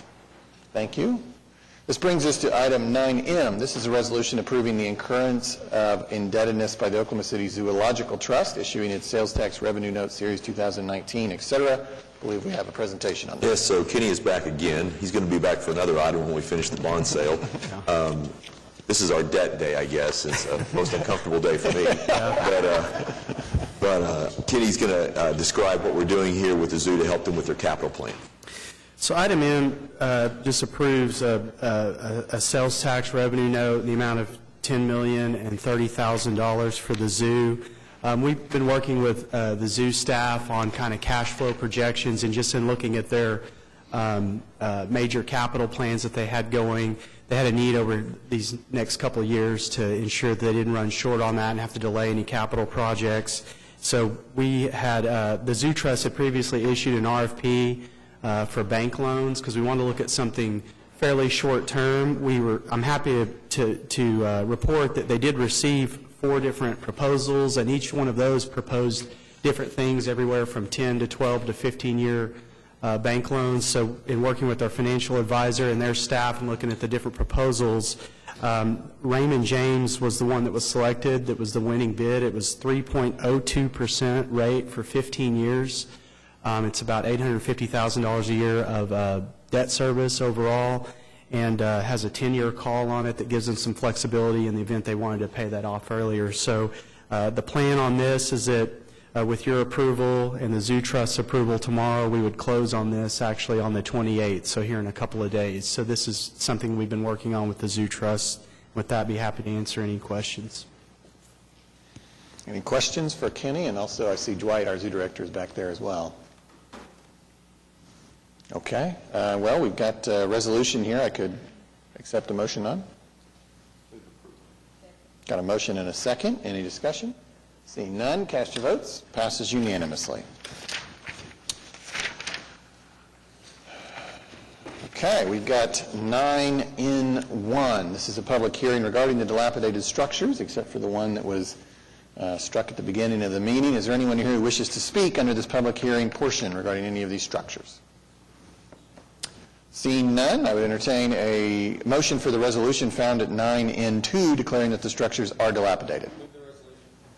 Got a motion and a second. Any discussion? Seeing none, cast your votes. Passes unanimously. 901, this is a public hearing regarding the unsecured structures listed here, except for the ones that were struck at the beginning of the meeting. Is there anyone here who wishes to speak under the public hearing portion of item 901? Okay. Okay, we do have someone who signed up to speak on an item that was actually struck. Does David Starks, do you still wish to speak? We're not considering that item today, but sure, absolutely. Let me question ball. congratulate Nikki Nice. She doesn't know me. I've not met her. She was invited to come to our February meeting, and whatever occurred, she had another meeting she was attending. So we deeply apologize for not meeting her in advance. I am a retired Rose State College administrator. I live in the community. I'm an elder minister at the Northwest Church of Christ, and I want to be intelligent when I appear before this august assembly here. I would like to ask if it's possible to table number G. Yes. For your next meeting, because I don't want to stand up here and be rambling. Well, you said I want this. to be very specific about this, because it's not just the building we're talking about here. Yeah. There's some other issues that I personally have gone to just about everybody I know in central Oklahoma to try to resolve an issue. This is a water issue. It's a rat-infested buildings behind us, cockroaches, everything else there. And the owner of the structure came to our January meeting and rattled off how he was going to take care of all of this. He had fines, whatever, labeled against him by the city of Oklahoma City. We refused to pay the fines. So it ended up, he's done nothing to improve this structure. So I'd like to get with Nikki Nice and the elect. And by the way, I'm really embarrassed because I'm not the president of the Capitol View Neighborhood Association. I served in that position about 5 or 6 years ago. All of the elected officials are absent today. They're the ones who should be up here talking about this. This factors into why we'd like for you to table this issue, bring it up at your next council meeting. That will give us time to put all of our facts together, bring some PowerPoint stuff here so it can be seen what is really happening. Let me just give you a tidbit in my terminology of the structures we're talking about. 3610 Spring Lake Drive, Building A, Building B. There are 5 apartment buildings inside of Building A and Building B.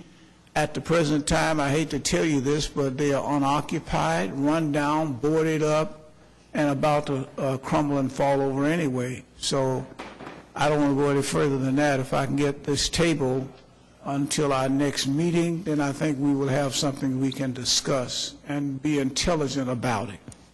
So we'd like to meet with you, Mrs. Council Ward 7 Representative Nikki Nice, and go over things we need to talk about in our next meeting. And I appreciate you for speaking. And I did not make the February meeting, but I believe it was 2 weeks ago I did meet with some of the neighbors. Right. I know you'll be at the next one. That were there. And I will make sure we have some presence at the next one. And I would like to see what we can do to discuss what's going on. And I can leave my name and number, phone number, so you can have that. Yes, sir. And my wife don't mind you calling me. I appreciate that. She doesn't mind. Is that her back there? Say again?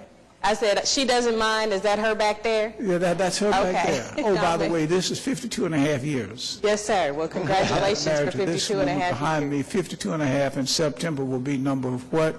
53. 53. All right. I know you guys are jealous. Yes, sir. Well, we'll get together All so we right, can talk more. Thank you. So this was struck both under item O and P. What does that mean? Our plan is to visit the property today and re-notify it. We found some additional openings on some of the buildings there that we'll need to notify for. Okay. So it'll do exactly what he's asking. It'll give us time for the next meeting. Okay. So Sarah, it'll be on it will be on the next meeting, it sounds like. No? It's usually 30-day notification.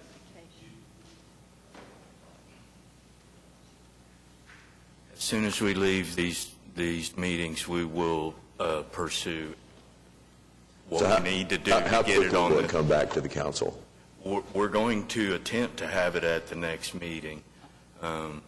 If we can get notification within the statutory timing, and we'll do everything we can to have it at the next And we'll communicate with Councilman Nice on that too and make sure we're together when we bring that back. Perfect, and then I'll make sure I talk to the president of the Capitol View and find out what's going on as well. Okay.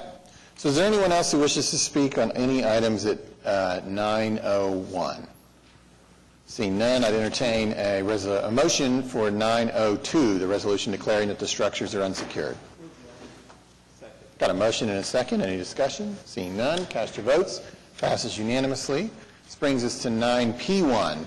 This is a public hearing on the abandoned buildings here listed, except for the ones that were struck at the beginning of the meeting. Is there anyone here who wishes to speak under the public hearing portion of 9P1? Seeing none, I would entertain a motion for the resolution found at 9P2 declaring that the buildings are abandoned. Got a motion and a second. Any discussion? Seeing none, cast your votes. Passes unanimously. Okay, this brings us to 9Q1. This is a resolution adopting a December 2018 update to the Community and Neighborhood Enhancement Program Project Implementation Plan. And then we also have under item 9Q, item 2, resolution approving an allocation of Better Street, Safer City sales tax funds. And I believe maybe we have a presentation. Eric Winger, our Public Works Director, is here to speak to this. And this is following the similar practice that we followed as we've updated the plan and increased allocations that we have come back and amended the plan. Thank you, Mayor and Council. So what is before you today is the second amendment to the implementation plan for Better Street, Safer City as a part of the sales tax program. You might recall that the original plan was adopted in May of 2018. We have the first amendment in September of 2018. So this December update will be that second to the plan, all done within that first year of the program. What's included in this update today is added arterial and residential street resurfacing projects. It also enhances the methodology for how projects are selected. One of the things that we found in that first year on the residential, we originally looked at those by square mile, but finding that not every square mile of residential streets was in need of repair, and so we've actually been able to make that a finer grading, and we're able to either look at it neighborhood by neighborhood or quarter mile by quarter mile, so it's allowing us to expand those dollars further to the streets that are needed the most. And so that methodology update is also included in the plan. The previous plans have included other updates like adding trails and sidewalks. This plan strictly is just adding additional street resurfacing. The second item that's on the agenda is for the authorization to support the additional projects in the amount of $15,200,000.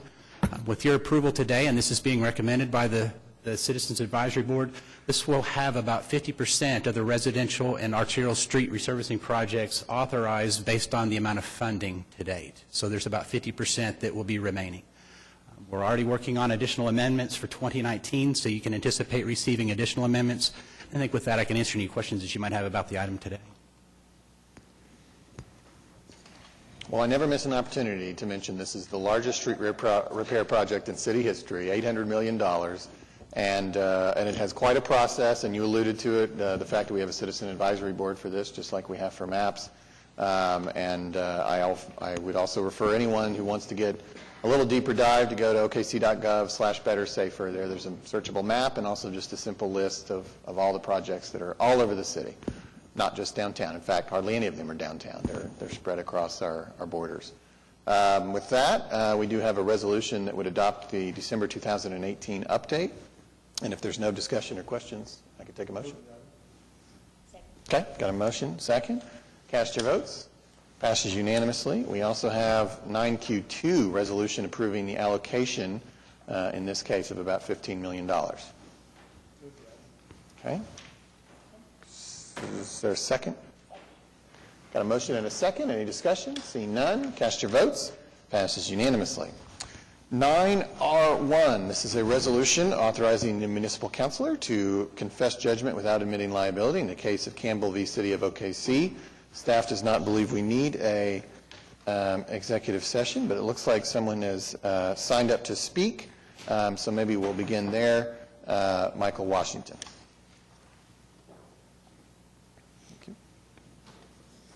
2900 Northeast 18th Street.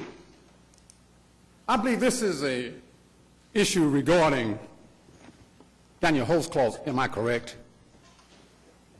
I didn't hear anyone. Am I correct, everyone? Thank you. Here it is. We have a monster now serving 263 years where he belongs, actually up under the Oklahoma State Penitentiary. Now, according to my investigation of this entire situation here, again, I must say that I was one of the most influential ones to make sure that guy got what he deserves.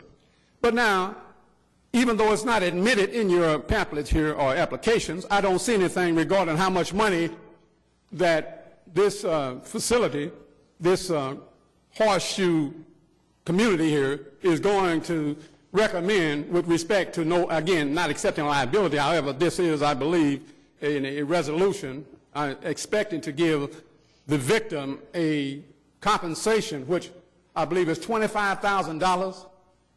Are you all kidding me? According to my investigations of it, there's no kind of way when you have, I believe, a cap of $175,000 for a monster here who was not only a rapo, who was not only victimized innocent black women, but he clearly was a racist because he didn't rape, and again, I'm glad he didn't, any other nationality of woman.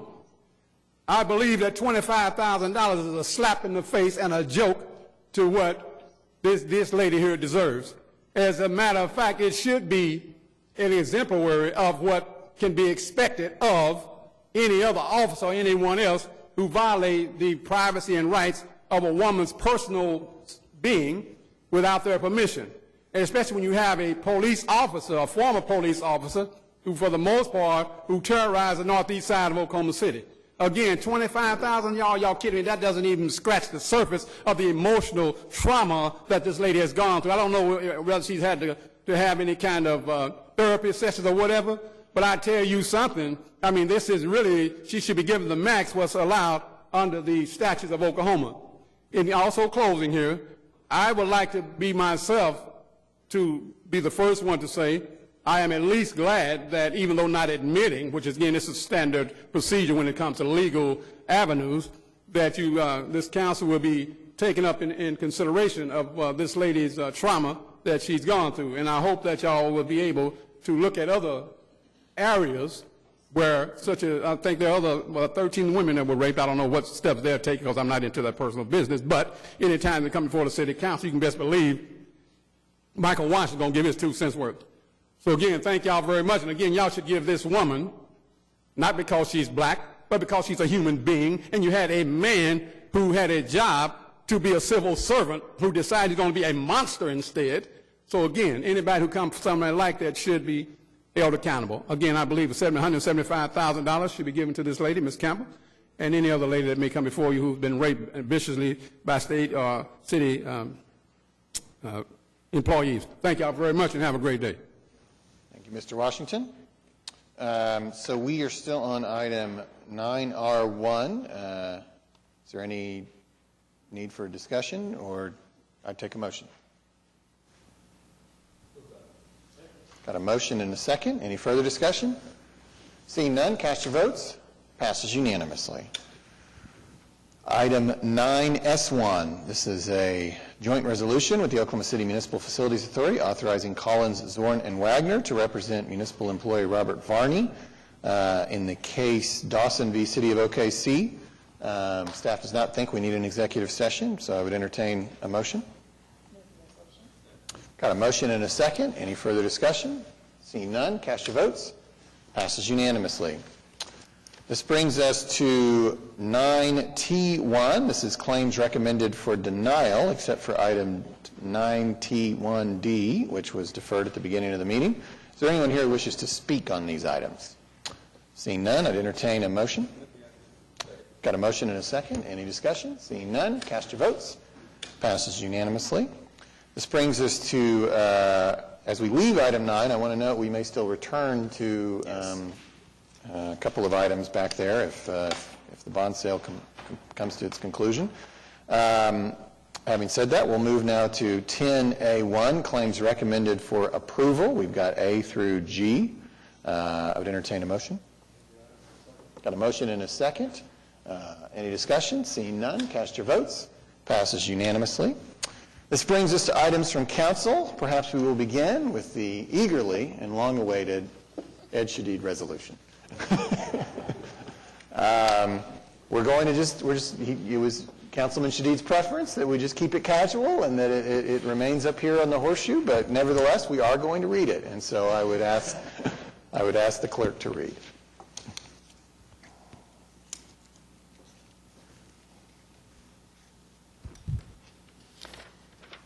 Whereas Dr.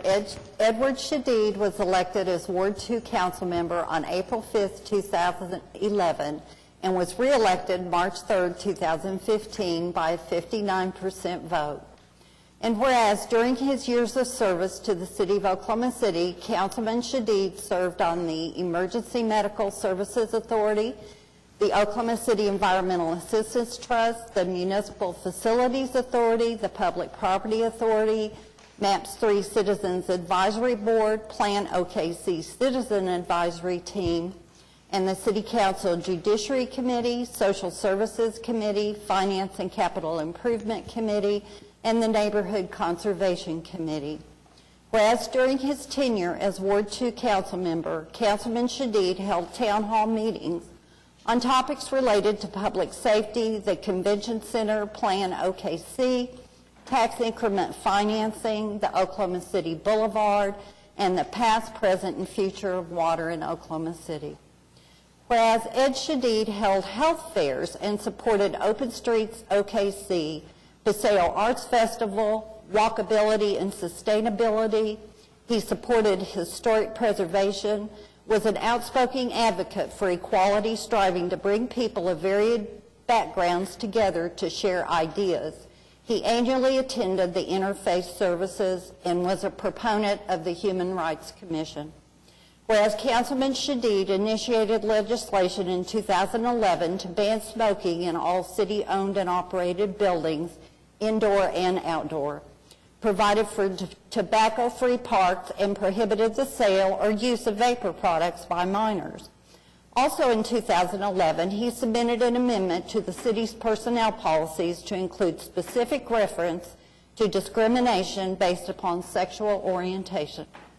In 2014, he provided for the disclosure of certain gifts received by the mayor and council.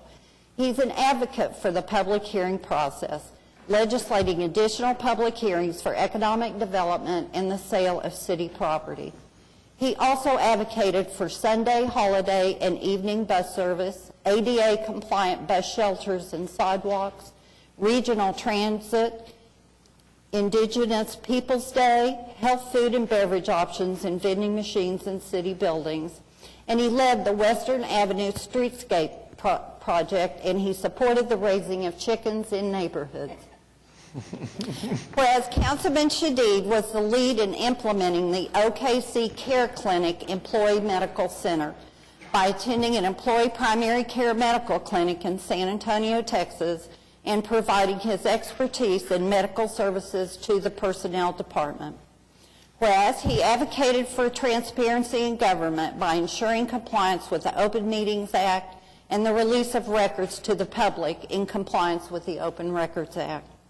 Whereas Councilman Shadid is an advocate for public participation in the democratic process, even involving his children, Maya, Daya, and Zane, in his campaigns and in his supported grassroots movements such as initiative petitions, and he always encouraged open discussion of issues brought before the City Council.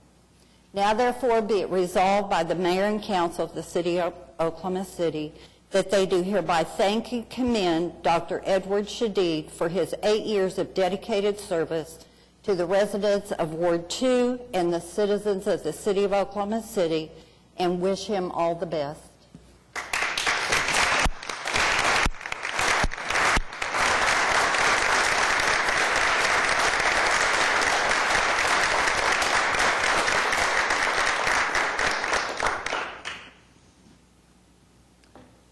James, you want to say a few? Go around. Ed, I've enjoyed getting to know you over the last 6 years. Enjoyed sitting next to you. You know, the one thing that Ward 8 and Ward 1 have in common is that you only have one person to talk to during the off mic during these meetings, and so I've enjoyed having Ed next to me. And things I appreciate about you are your passion, your intelligence, the amount of research that you put into things. and that'll be missed on this council.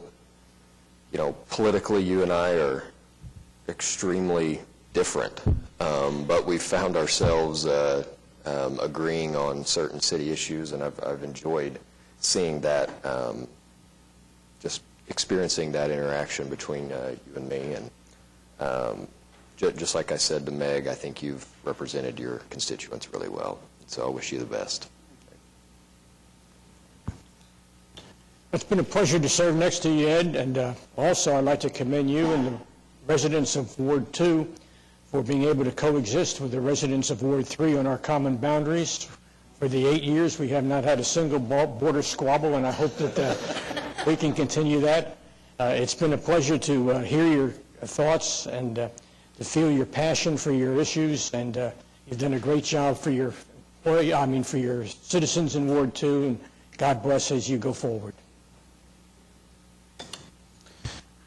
Ed, I've got to say, I really have appreciated you bringing up differing views that may not necessarily align with an original opinion I have.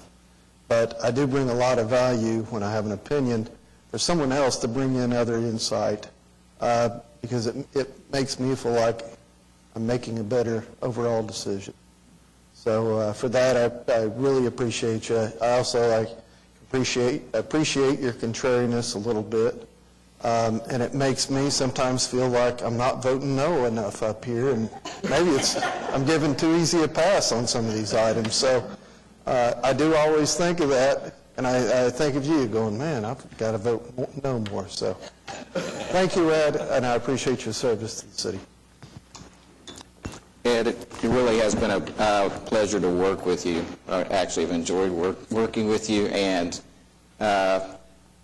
thanks for all the projects you've given me the last 8 years. It gave me something to do, kept me a lot busier than I would have been otherwise. So, and you still have 13 days to go, so it's not too late for another one.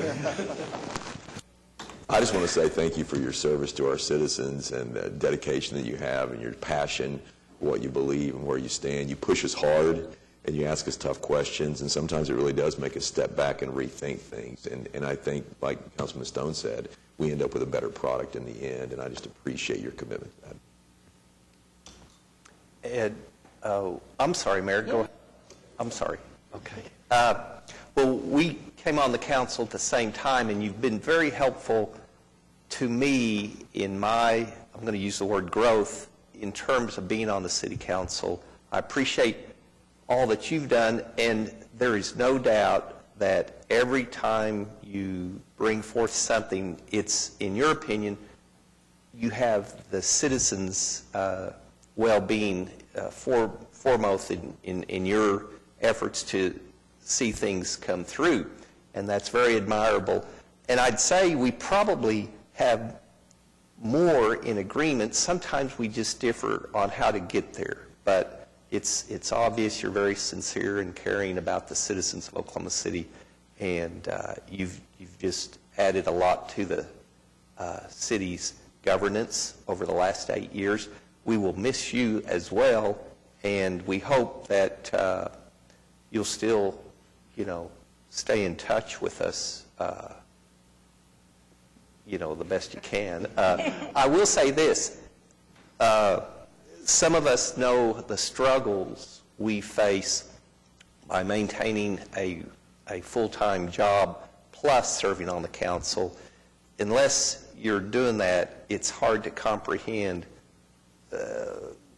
You just basically have to give up everything else other than your job and serving on the council.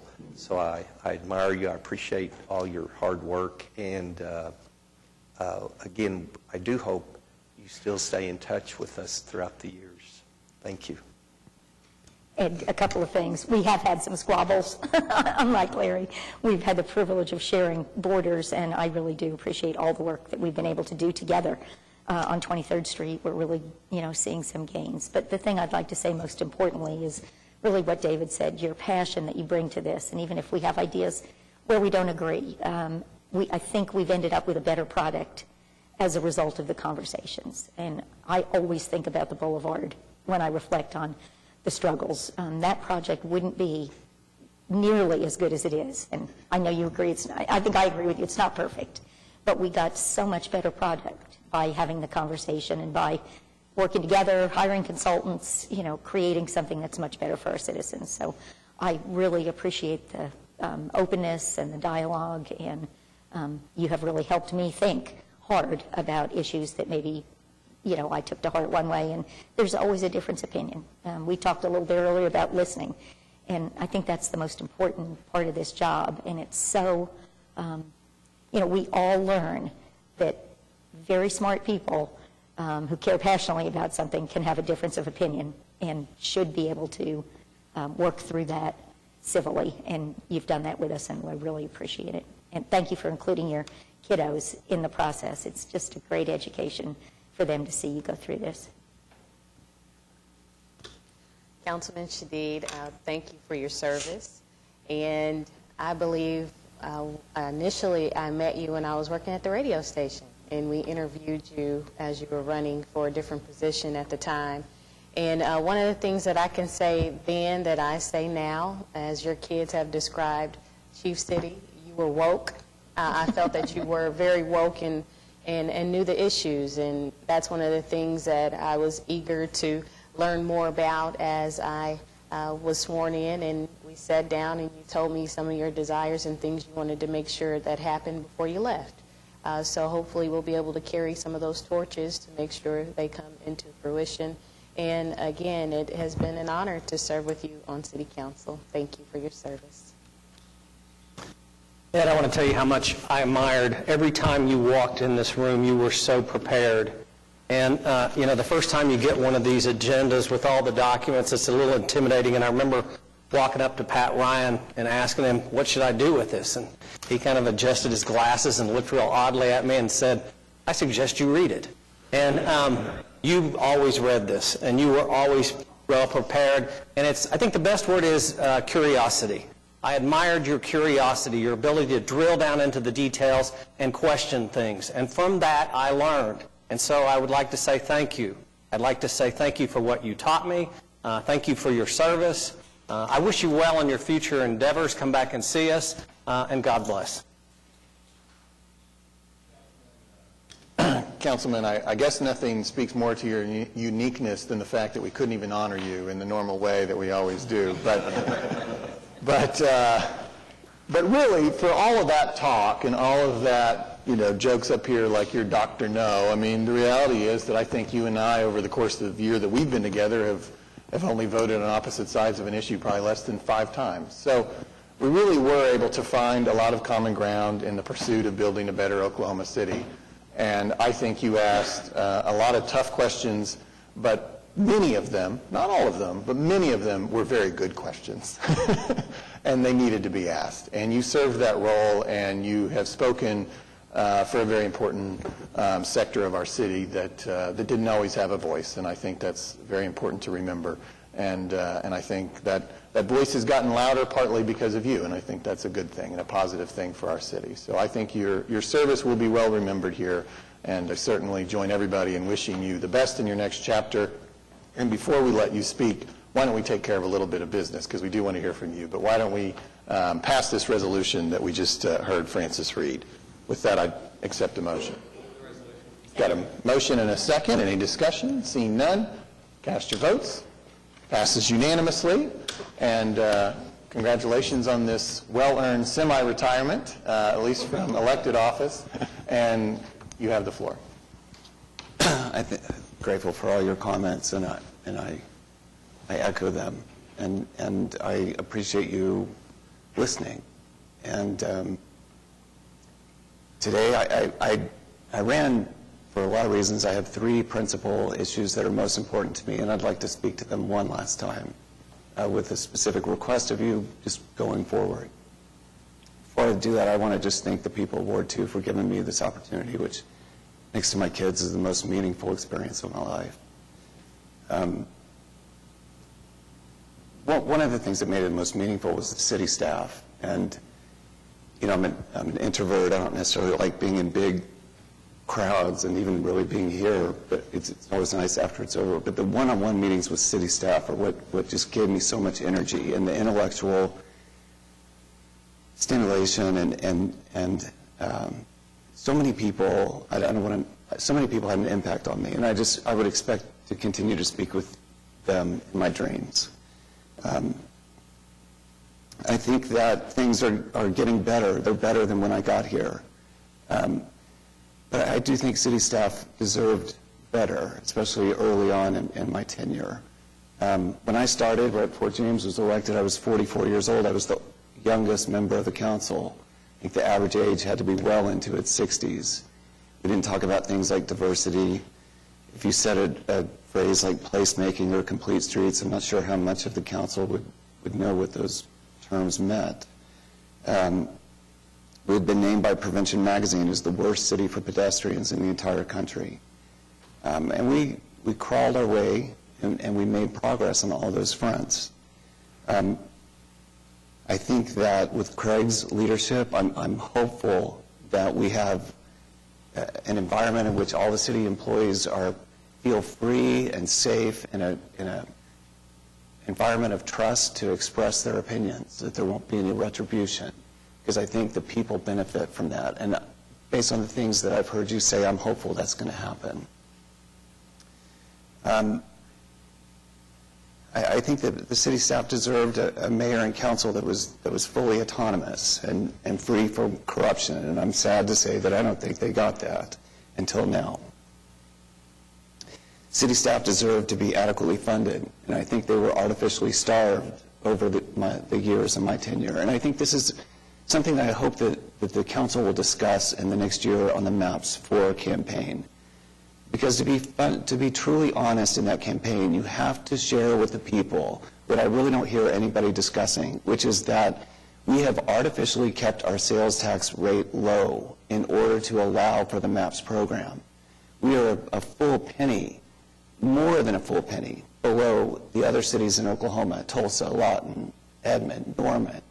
And by keeping the sales tax low, which is basically our sole source of revenue for operations, we basically asked department heads to create layoffs that weren't necessary, self-defeating travel bans, incredible decisions like not having Sunday or evening bus service on a public transit system. I mean, that we had a city manager, assistant city managers, mayor, council, that in medicine we would call that operating outside the standard of care.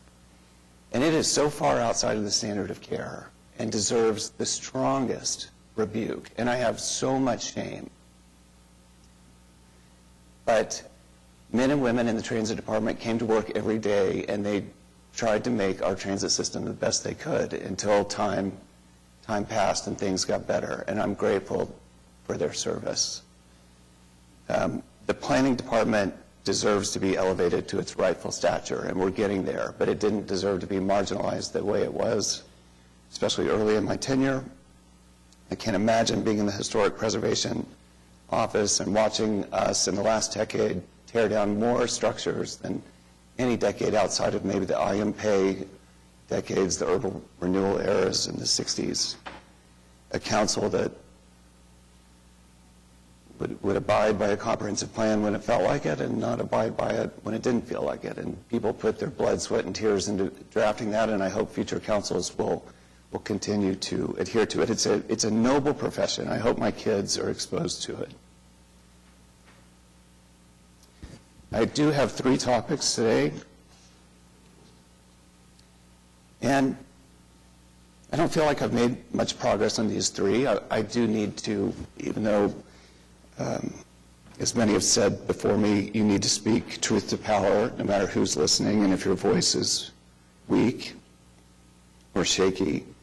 I think the voices that come after me, I'm only really the harbinger of things to come.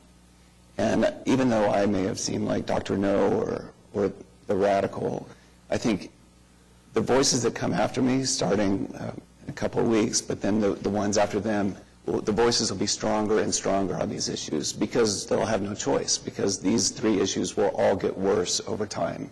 And they may sound more and more radical to the current council or councils I've served on. But over time, they will become the norm.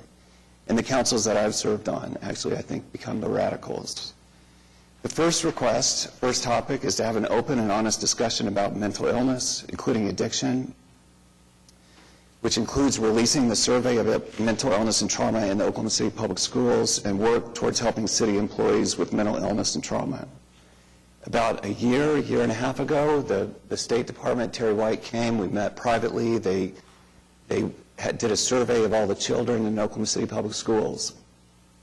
And it was shocking, and it's frightening. And a year later, I'm not sure why it hasn't been released, especially when we're thinking about putting things like mental illness in MAPS 4. That survey has to be released immediately, as soon as possible, and we have to have a public discussion about it. It's not unique, what's happening. It's scary. I mean, the numbers are shocking, but it's happening nationwide. There is a substantial spike in mental illness among children. There is, since 2012, you look at insurance claims, like a 65% increase in major depression among teenagers. 1 in 6 children has mental illness. Aurora Laura, the previous superintendent, called mental health and trauma among the children the biggest problem in the schools. And if we want to make the schools better, if we want to make education better, you can't have that conversation until you have a conversation about mental health and trauma. Child abuse, sex abuse, homelessness, poverty. It goes on, but it's trauma that's the key. And all our public health deficits, all this trauma and mental illness is the conversation you have to have first. And you can't study it to death. You need to get that survey out and talk about it. So there's 1 in 6 kids with, and I would just say that the spike happened around 2012, and as a parent of 3 teenagers, I think the cell phones utilization rate is part of that. The kids are sleep deprived, and sleep deprivation is part of it. So 1 in 6 have mental illness. As a teenager, I was one of those children with mental illness. I struggled with addiction. I functioned at a high level. I made it through the years. I then went to a level 1 trauma center in Harlem where I did surgical training, spine surgery training for 6 years. We worked 125 hours a week, sometimes even 150. Men with sociopathic tendencies would tell me things like, you're not a true spine surgeon until you've paralyzed someone. Soon after I graduated, a resident killed himself. Another resident in another program killed the daughter of a state senator because he was sleep deprived. And the New York State Legislature put their foot down hard, and restrictions spread through the country. So today, nowhere in the country are you able to do what was done to us. But you couldn't put the genie back in the bottle. The problem was I had had enough cumulative trauma that never in a million years would I be able to pull out of that on my own.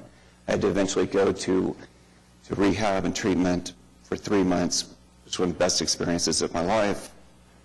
And without that, I wouldn't have been able to do so. So there was a progressive descent into a dark place as a result of the cumulative trauma. And if I spoke a little bit longer, like I'm doing now, a little bit louder and with more urgency, I think I was trying to make amends for those events of 15 to 25 years ago. So the issue here at the city is that we have, I think as Meg pointed out, 4,800 employees, right? So you look at statistically, you know in any business, you've got 10, 15% that are struggling with mental illness and have a substance use disorder, right? The problem is here, we've got like 40% of our employees are first responders. So if you look at the numbers for first responders, it is completely different than the general population. The police and fire have 5 times the depression rate as the general population, and PTSD rates. Police and fire are significantly more likely to die from suicide than to die in the line of duty. What happens, and I sent all of you a study last night on first responders, and what happens is there's a list of about 34 critical incidents that you can observe, and each time you observe one of those critical incidents, you increase the risk of having mental illness, PTSD, substance use disorder. And a police officer in the U.S. will observe one of those events an average of 188 times throughout their career.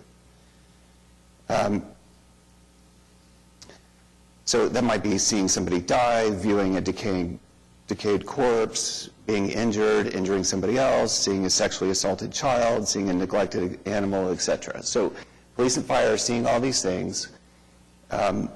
Shame and stigma prevent them from seeking help. And so what I would say, my ask, is that management find those people, right? You know they're there. There's hundreds of people working for the city that have mental illness. There are hundreds of people with substance use disorders. So find them. If that means negotiating with the unions for more random drug screens, if that means once you've had enough of this cumulative trauma, and the article I sent you last night should be, I think makes a great case for having some form of mandatory mental health screens, since shame and stigma are preventing people from seeking help, that there are mandatory mental health screens once you've had enough of this cumulative trauma. And to the employees, I would say go to treatment.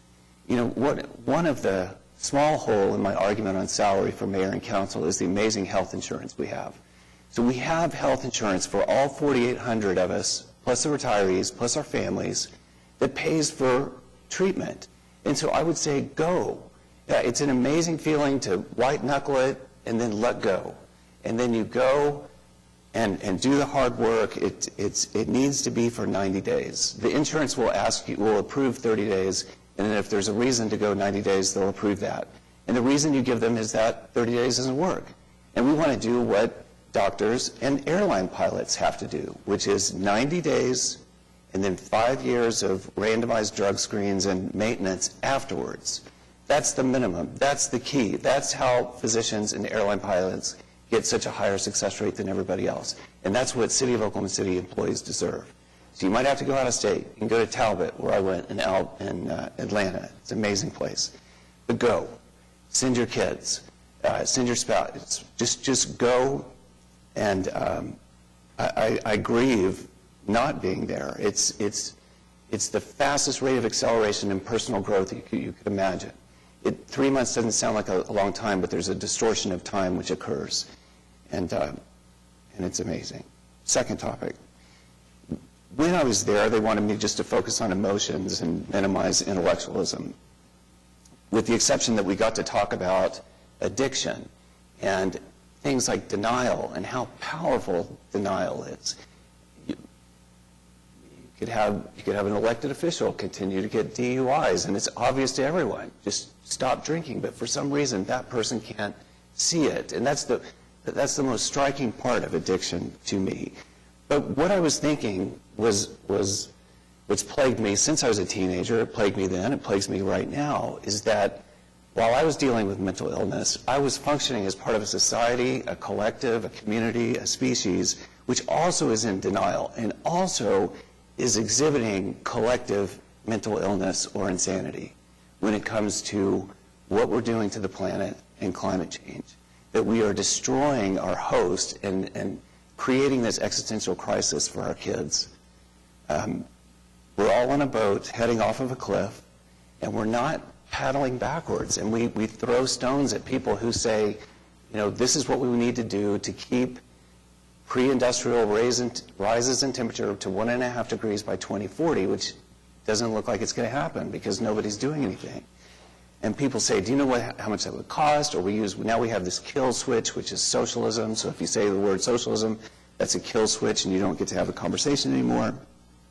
But we need to put our oar in the water and at least paddle backwards a little bit. I went to this Congress for New Urbanism meeting a number of years ago, and they had I was like a kid in a candy store, all the people I looked up to, Dewani, who started it, and Richard Florida, and all these people, and we were talking about it was about climate change. So I went in the room, I'm really excited, and it was like they punched me in the gut, and it has stuck with me forever. I feel it right now talking to you.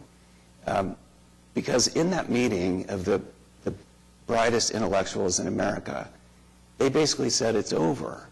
And they didn't want to talk about prevention of climate change. It was all about adaptation.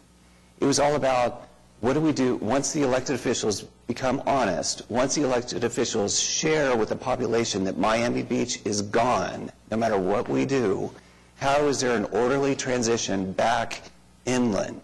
How do we deal with the flooding and the climate change inland? It was all about prevention.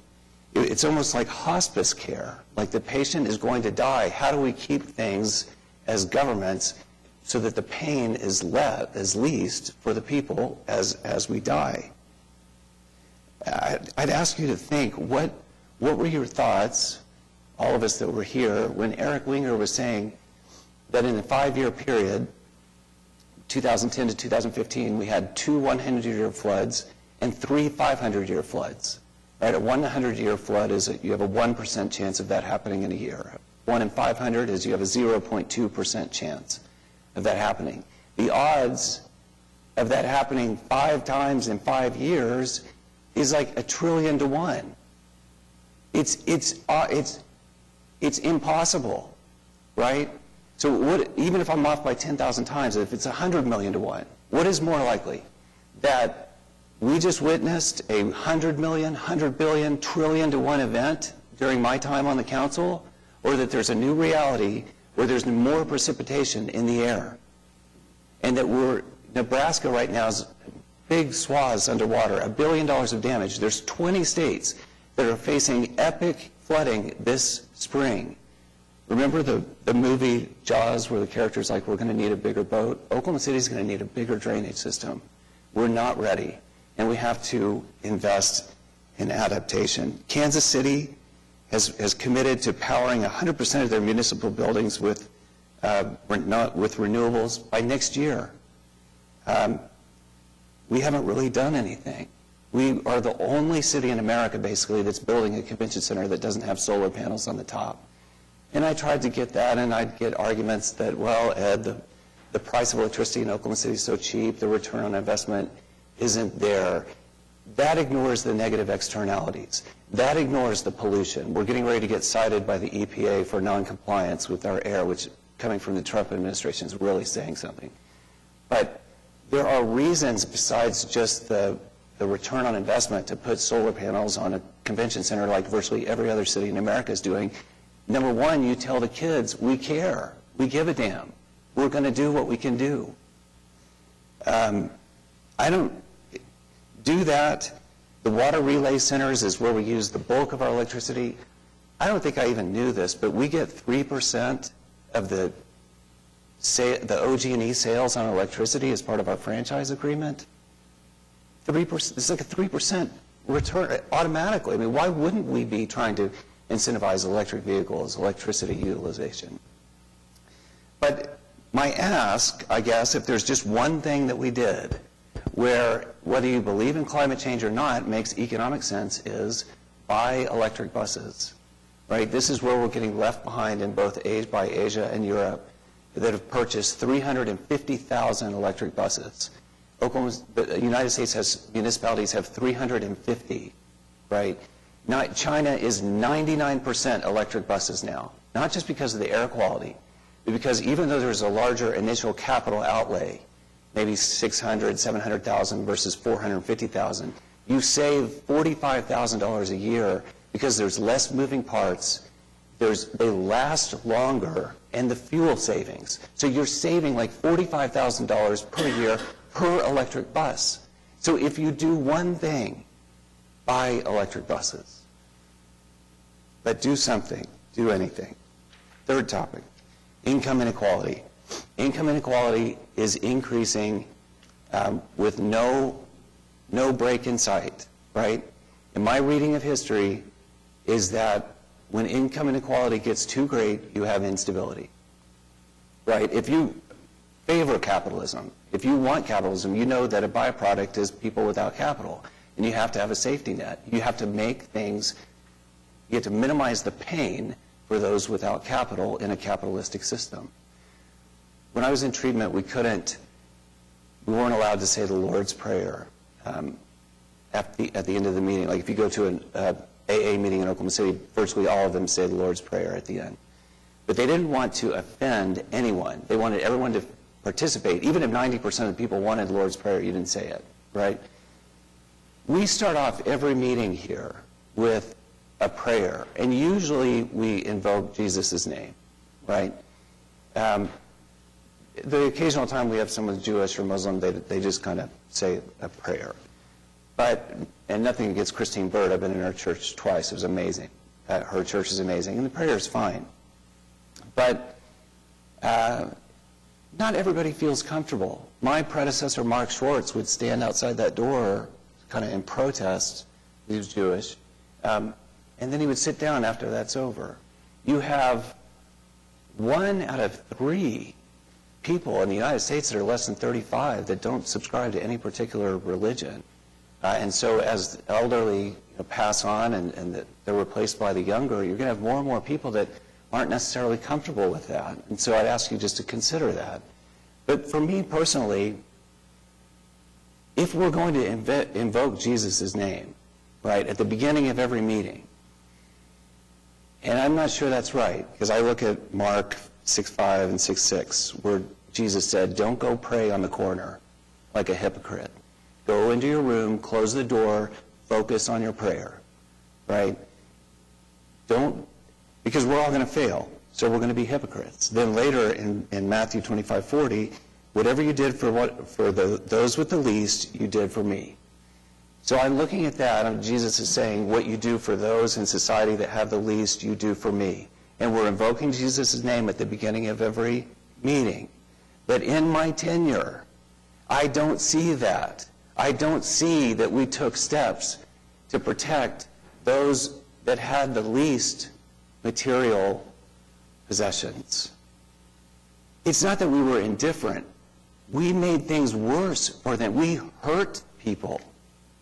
We came to the conclusion somehow that in a city that was the worst city in America for pedestrians, in which there was no infrastructure for alternatives like bicycling, where we have the second largest city sprawl-wise, where we're incredibly spread out, that we would have no bus service in the evenings, that we would have no public transit on Sundays, that we would have public service on Saturdays once an hour.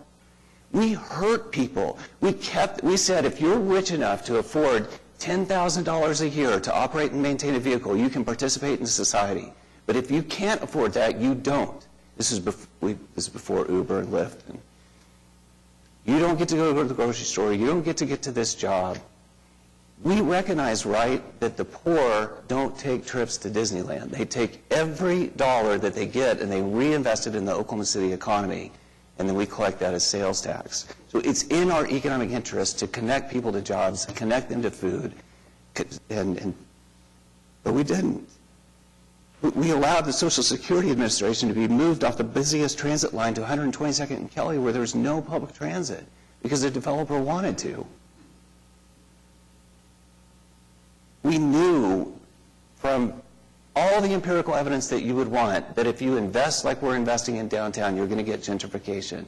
It's going to be not affordable for sizable segments of the population. But only at the end of my tenure did we start talking about affordable housing, and only then did we talk about 80% of median income, which is somebody making a $20 an hour job, having a $20 an hour job. That's not even, teachers don't even make that much. There's nothing on our radar in terms of affordable housing and stopping the gentrification, which is 100% predictable, for anyone making less than $20 an hour.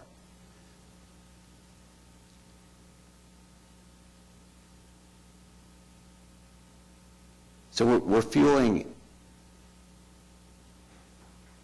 I'll end with this. What would you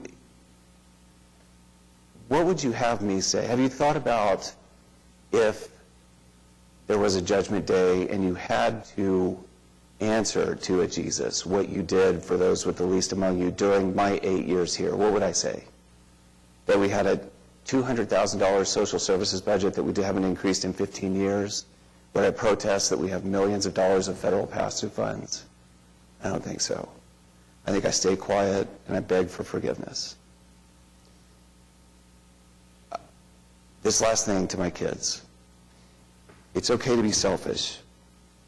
Everybody is. Everybody that you know does. Everybody thinks about themselves. It's kind of amusing and sad at the same time that in neighborhoods and municipal government, which is the branch of government that affects our day-to-day lives the most. It's really only when people's selfish interests are involved that they get involved. So that's natural. But my experience is that when I've spent the bulk of my time focusing on myself, my wants and needs, myself, I'm not happy and oftentimes miserable.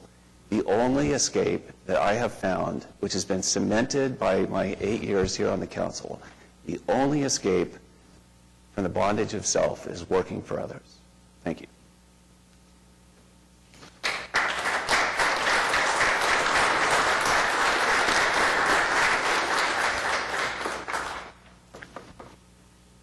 You couldn't have stood that long now. I know that's Right. Selfishly. Yeah, thank you.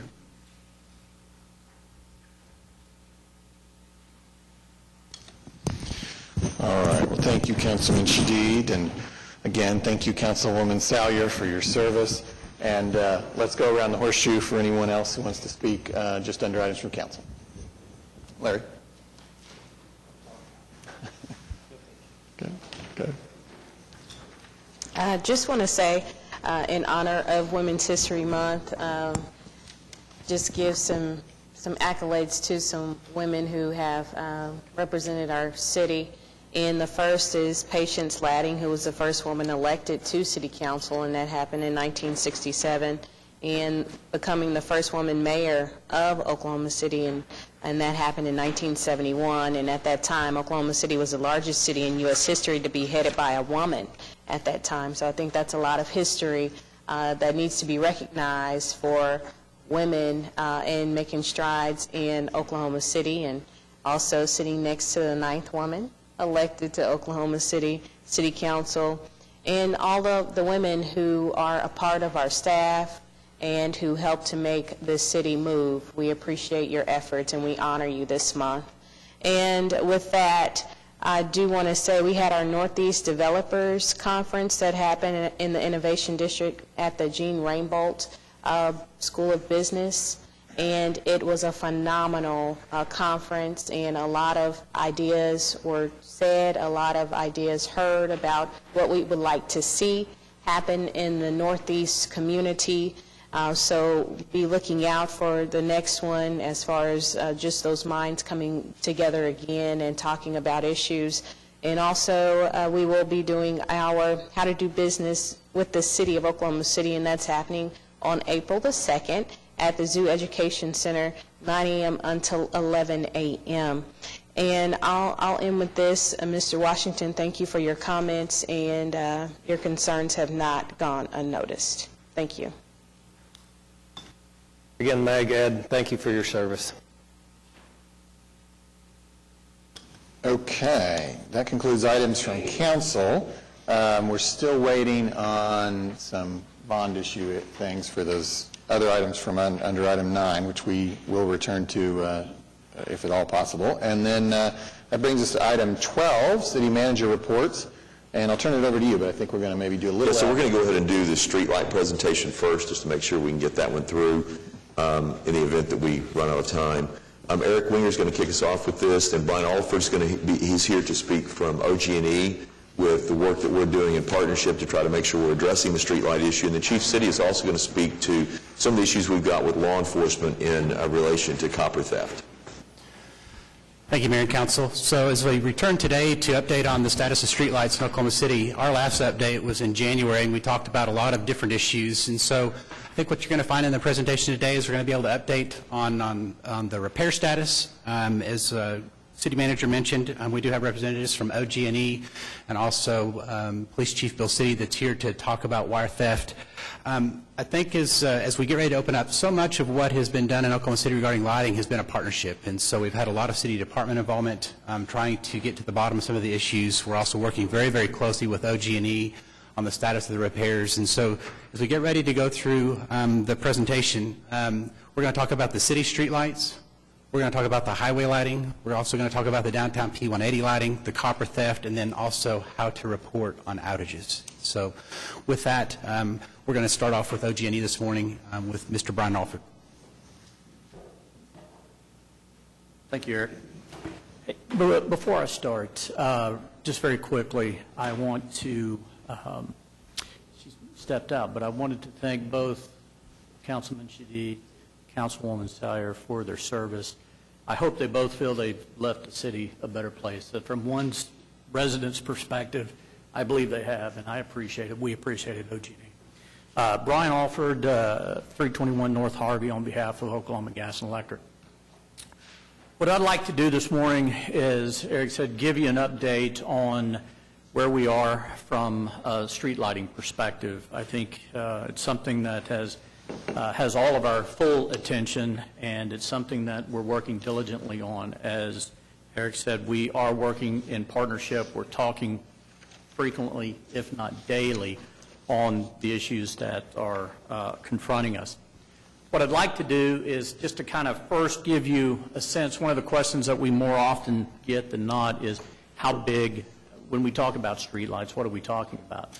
System-wide, we maintain about 300,000 lights across 30,000 square miles of service area.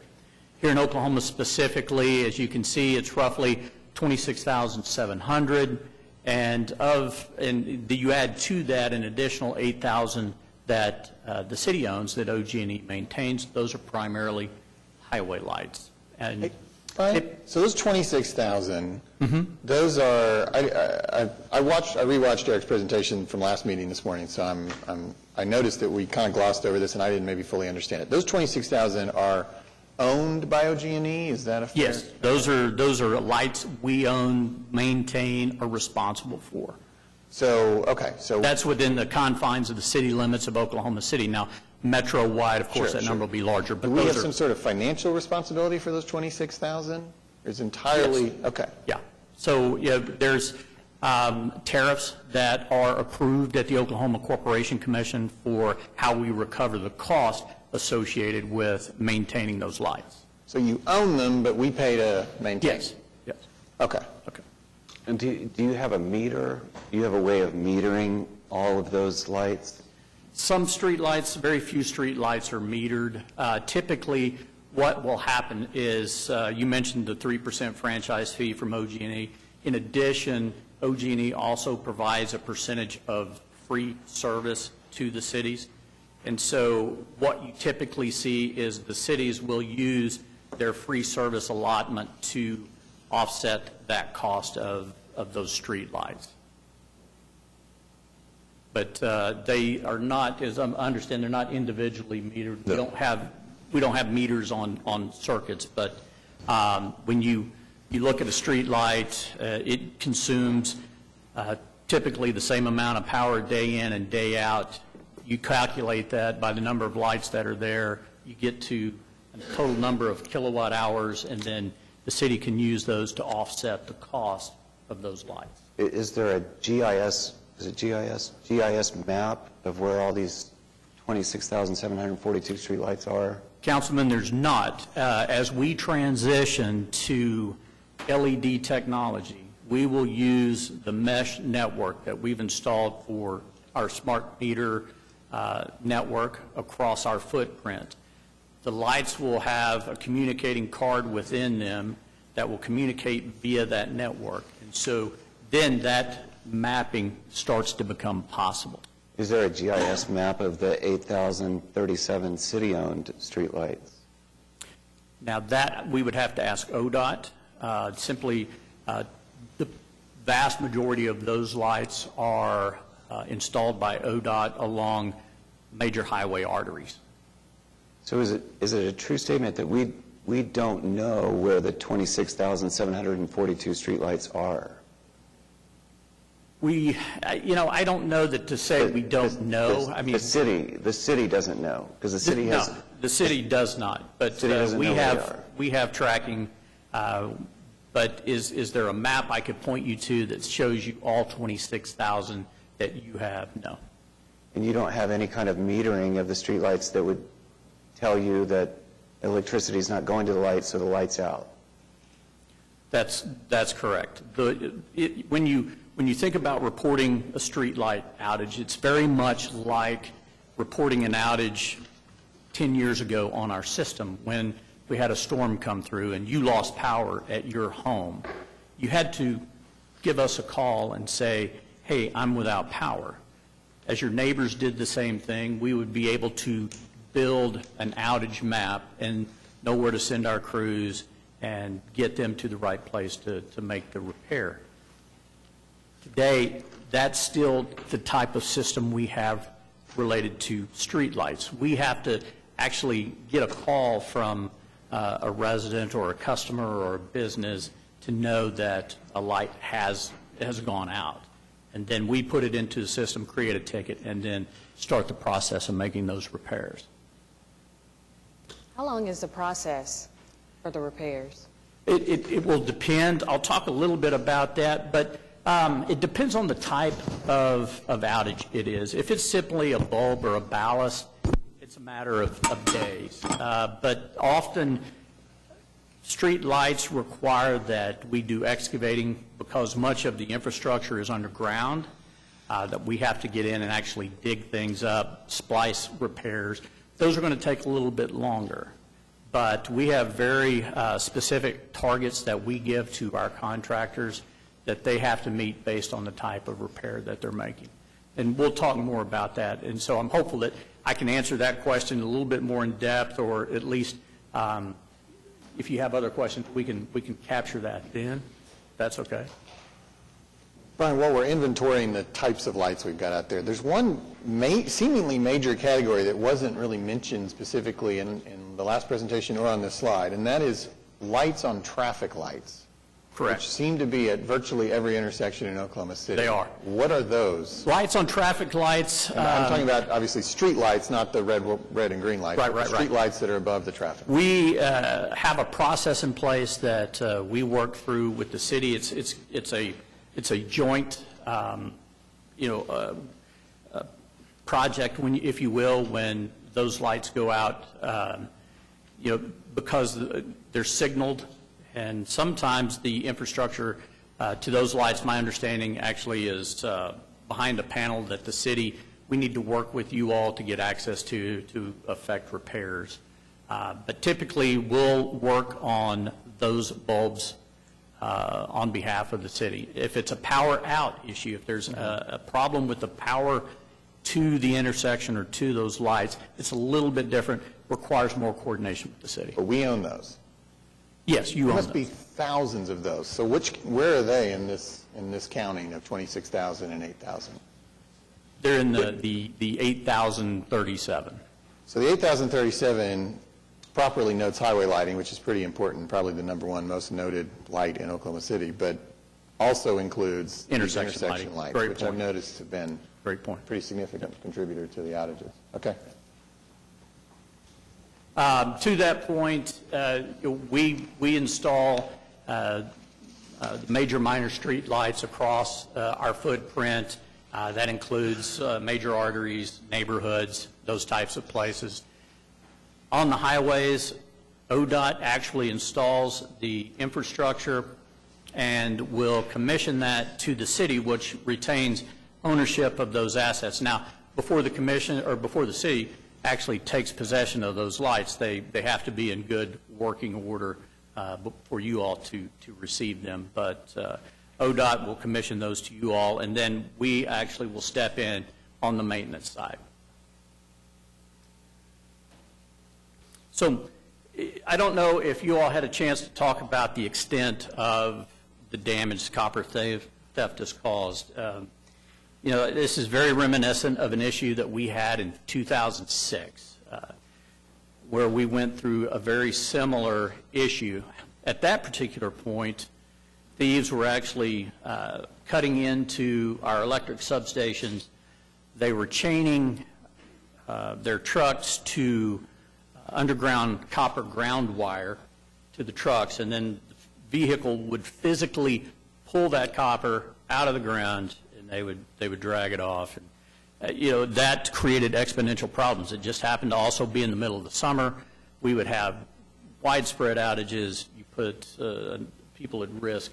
It was, but this is very akin to that. It's epidemic that we've seen this, and it was epidemic then. But the epidemic has now just taken on a different face. Wichita, Kansas has seen this problem. Tulsa has seen this problem. We have now experienced this problem in It's incredible. And what you see is these folks will actually pull onto a highway. They will be in a vehicle that's marked as if it should be there. They may even have a flashing light on it.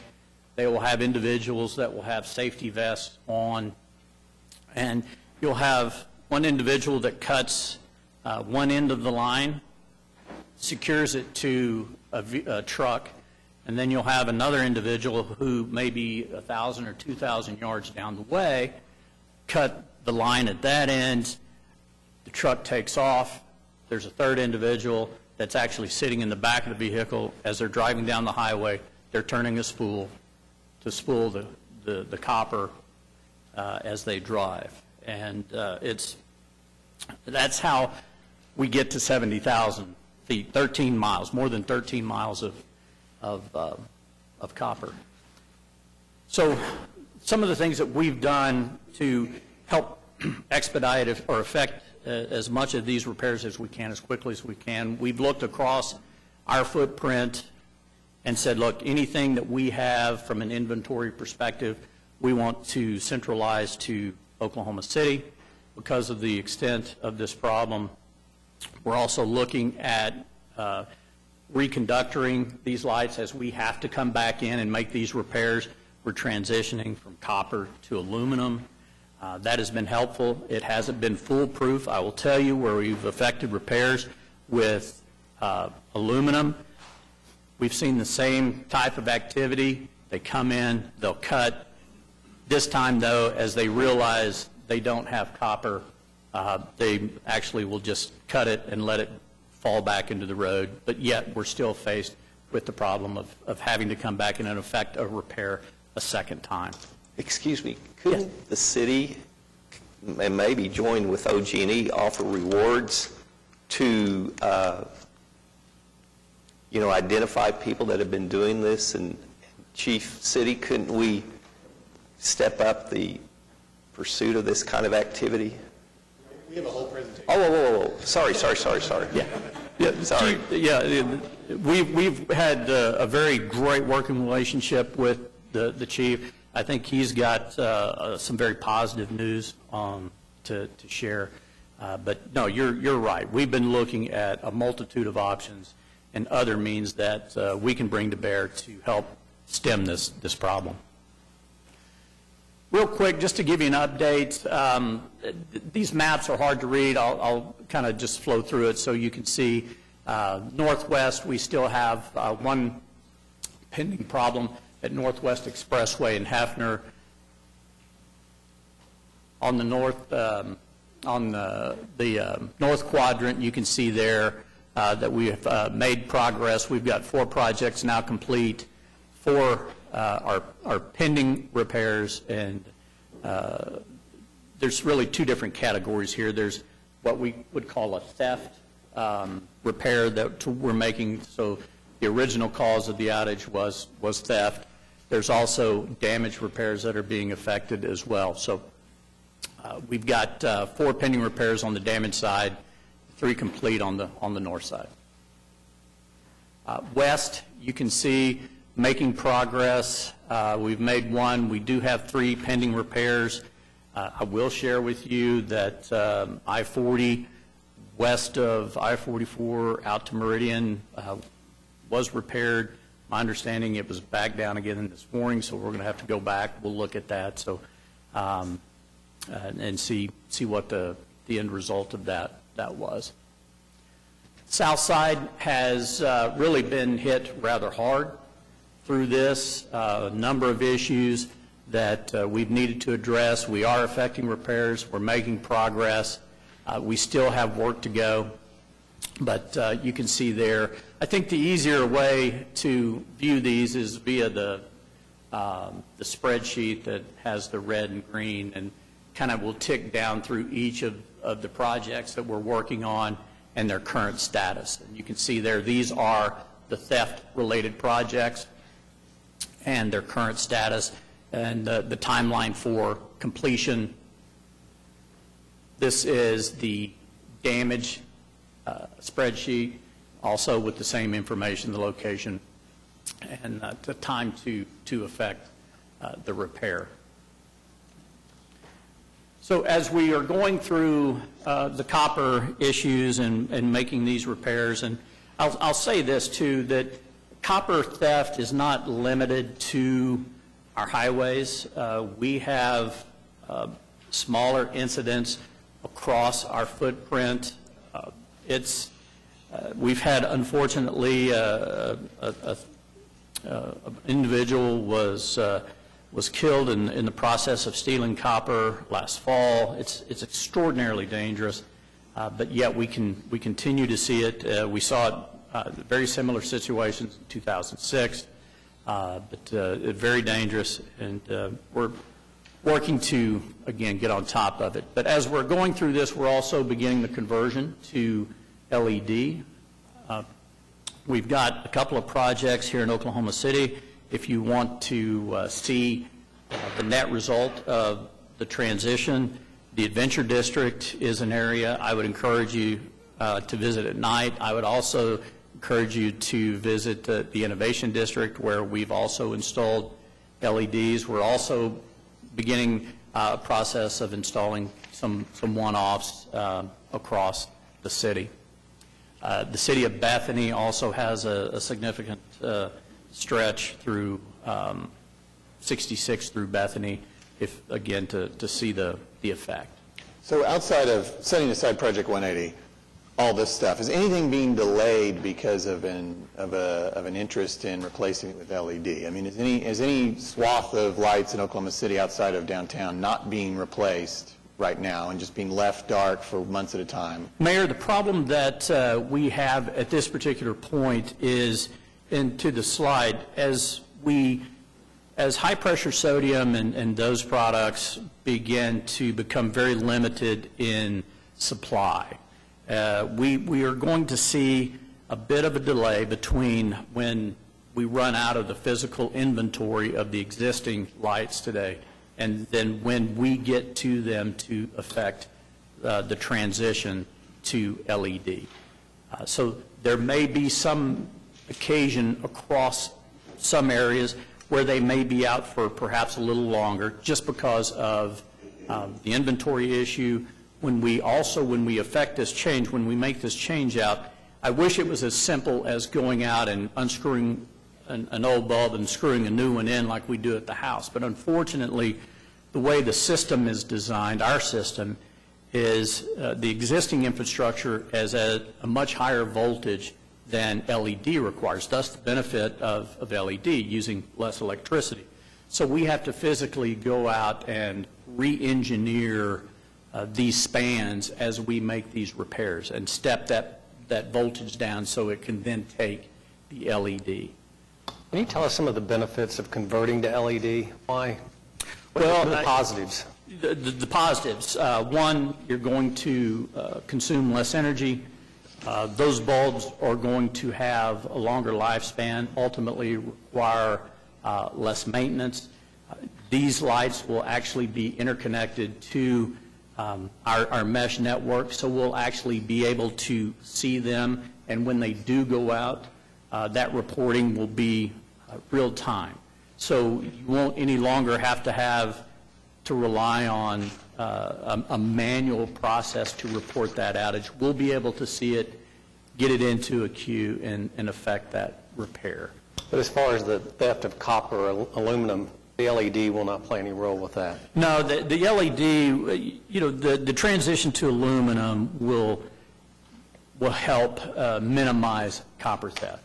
The LED transition will not. It will become a cleaner light from my perspective, more user-friendly from my perspective. You'll transition away from this traditional, I call it baby aspirin orange kind of light, to a more daylight-oriented LED. Is there a time frame that we will have transitioned away completely from copper? We anticipate that taking approximately, or a transition away from copper. I don't know that there is a hard and fast timeline. Now, not all wiring will be transitioned. Right now, we're going to focus on transitioning highway lighting from copper to aluminum when we need to affect those changes. I don't know that we'll arbitrarily go out, just given the cost of going out and reconducting these projects. You know, what we'll focus on now is mitigating the copper theft, trying to limit the ways that individuals can actually get in and steal the copper. And ODOT's been very, very helpful in looking at additional options as it goes forward on its projects. So Brian, going back to the list that was a couple slides ago, I mean, if I look at it, it looks like, yeah, now we got it up. Based on where copper theft has occurred, I mean, it looks like you're thinking you're going to get everything highway-wise repaired by summertime. I'm going to turn and double check with my subject matter expert. I do have Melina Moffitt here who eats, sleeps, and breathes street lights. So that's the timeline. I'm going to confirm. And now what happens if theft continues to reoccur? I mean, are you, on all of these, you're putting in aluminum now exclusively? So on all of these, we are... Okay, come step to the mic if you would, just so everybody can see and hear. So on all of these, we are replacing copper with aluminum. For the completion in summer 2019, it's current known. So as additional theft occurs, which it may or may not, the timeline will have to be assessed at that time based on the extent of the damage. We are going through and working with the city as well as with ODOT, trying to partner up. We're putting stickers, other deterrents, other theft protection devices on where they're pulling the copper or the aluminum, the wire out. There have been instances where they've gone and tried to pull the aluminum, as Brian referenced. Okay, thank you. So I certainly applaud your efforts on moving to LED, but back to the huge number of streetlights, those are non-metered, right? So you have no idea which ones are on or off. So how do you adjust our bill every month for the ones that are off? Pat, you want to take that one? Sure. Pat has a greater insight on the billing issues related. There's not an adjustment. That's why it's imperative, well, as we move on to LED, that these type situations won't happen. There's a flat rate per every light based on 71 kilowatts or 41 kilowatts, so it varies. But, opposed from the thefts that we've seen, over the last 10, 15 years, we've done a pretty good job of keeping the lights based on the experience we had from some of the city employees and some of the experience that we had within OG&E. Since then, we've kind of had an experience gap, retirements and whatnot, and then this rash of theft. So that's really never been an issue in the past, and with the new technology, hopefully it won't be an issue in the future.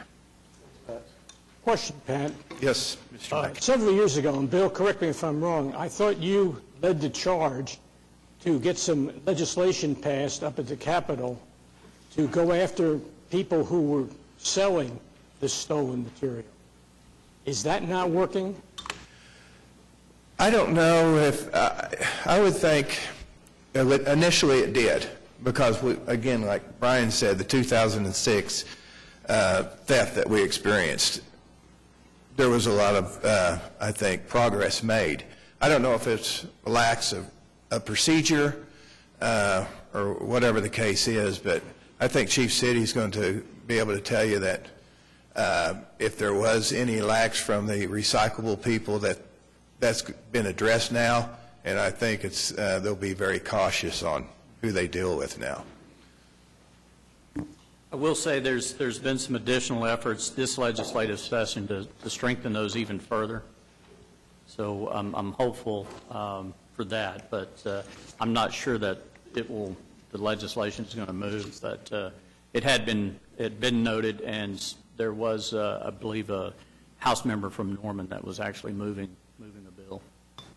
Your assistant mentioned theft protection devices. What does that mean? Does that mean they can't get into the copper with some devices? That would be it, limiting the access panel into the light itself. So are we doing more of that? Is there plans to increase that? We've been visiting with ODOT. Again, for some of these projects are ODOT projects.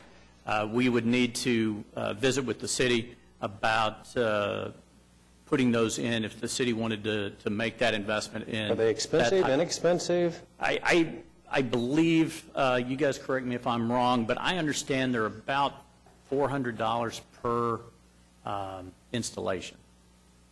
So they're not cheap.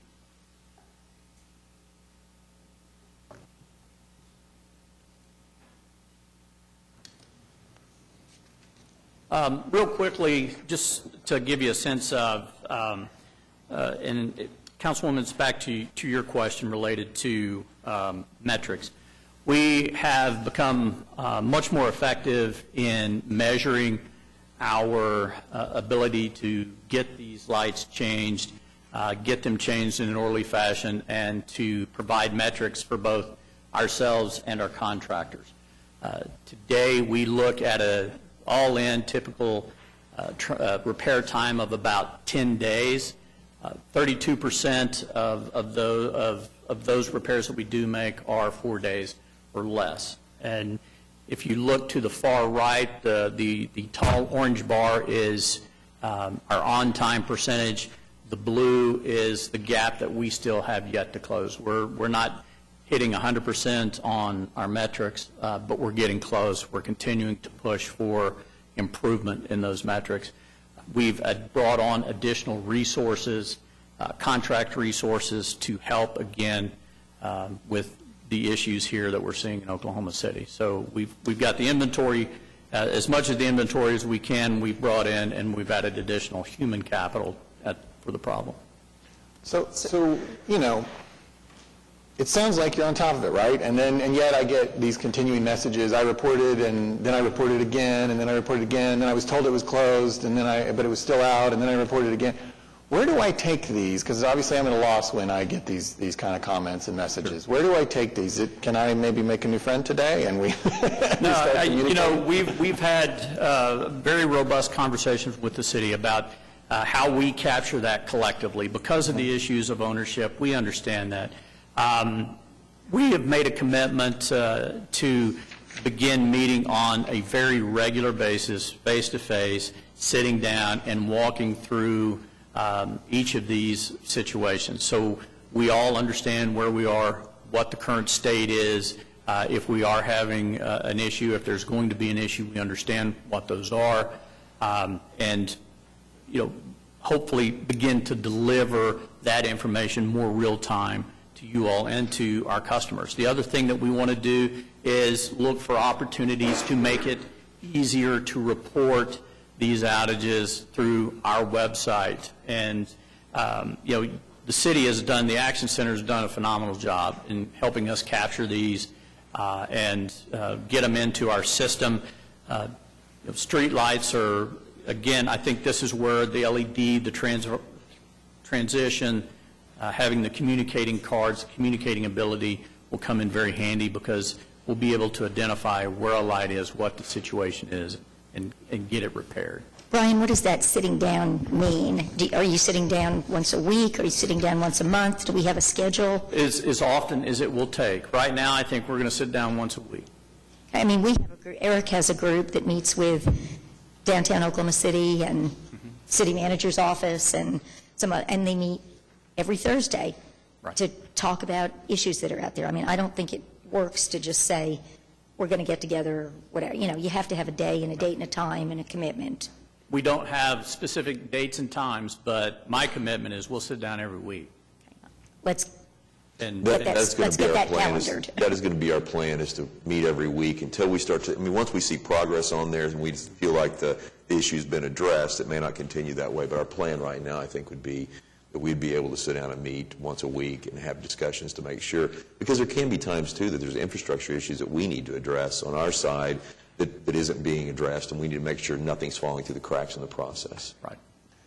So just to drill down, you guys have involvement in every single streetlight repair that's happening in Oklahoma City on some level, or are there some that we're just fixing by ourselves? Project 180 is... Well, set that aside. Yeah. Yeah. So I know that's a different animal. Set that aside. I know there are some issues that we have, and Eric can talk about this when he goes through his part of the presentation, but there are some parts of it where it may be infrastructure that we're responsible for, and I know there was one we were looking at, I think that you had asked about at 122nd Hefner Parkway. It sounds like there's some conduit that's been broken, that we have a problem that's reinstalling some of the electricity that goes into that because it affects the light signals as well. And so we're in the process on that. That's one that's on us. Now, we'll have a contractor that does that, but there are some like that where it's infrastructure related to the lights where we have some responsibility.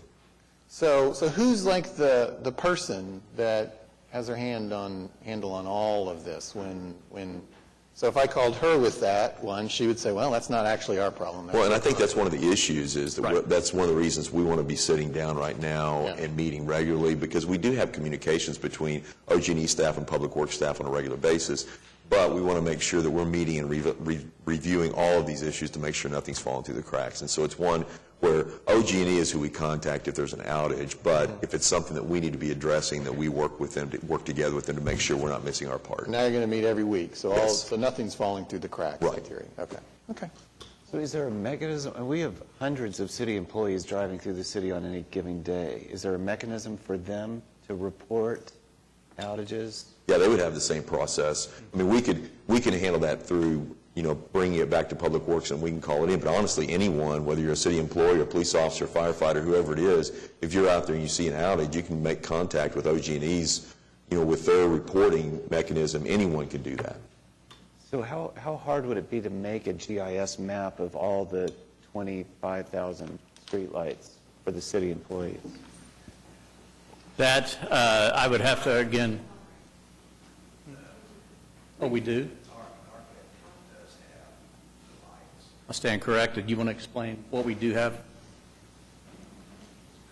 So we do currently have an ARC map, and essentially a GIS map, an ARC-FM. It includes not just the city-owned lights that OG&E maintains, but as well as OG&E-owned lights that we maintain as well. But what we're doing through LED is we're trying to basically true up that map. We're trying to ensure that it's accurate. So while we do have that to give you, there is some variance there. It is included in our LED project as we move forward to make sure that we have that and we can account for every light in our service territory, not just OG&E owned, but as well as city owned that we maintain. So can the city have that GIS map? I can determine how to print off a copy or obtain a soft copy, but we'll have to determine how to get it out of our system because it is inherent to our system. Okay, but there's nothing proprietary or stopping them sharing with Public Works where all the streetlights are? I don't believe so, but let me follow up on that. I do think we could filter for only city-owned lights only within Oklahoma City, and I think that's more of what you're looking for. I have a question. After day 10, where does the accountability lie? On the person that called that in the first place, or is it OG&E that contacts that customer to let them know? We understand we haven't met that day 10, but we are still working on your issue instead of the customer having to continually call back. That, and Melania, I'm going to turn to you as well. I'm going to ensure that we give you the right process. I think I know, but I want her to explain. So with my lighting team, I'm constantly looking at past due tickets, which would be that greater than 10 days. It is contingent upon how the ticket is worked in the different processes. We go out there and we do our first troubleshooting of it. It may need underground repairs. We may get the underground on and then determine that it's a different fix as well. There could be a culmination of fixes that are required. So it depends on the process that it takes, but we do constantly monitor the overdue and the past dues, making sure that we minimize those and are on top of them as fast as we can be. So the short answer is we as a lighting team are looking at those. Are you contacting maybe the customer to keep them advised about the process and what's going on instead of them having to call back and report the issue again?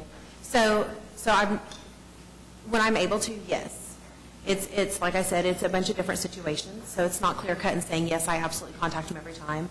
When I'm able to make that connection with the customer, by all means I do, or the lighting team does, but we can't account for 100% of them, just depending on the situation. The thing I would add there, too, is that oftentimes The outage ticket is not tied to a particular customer account.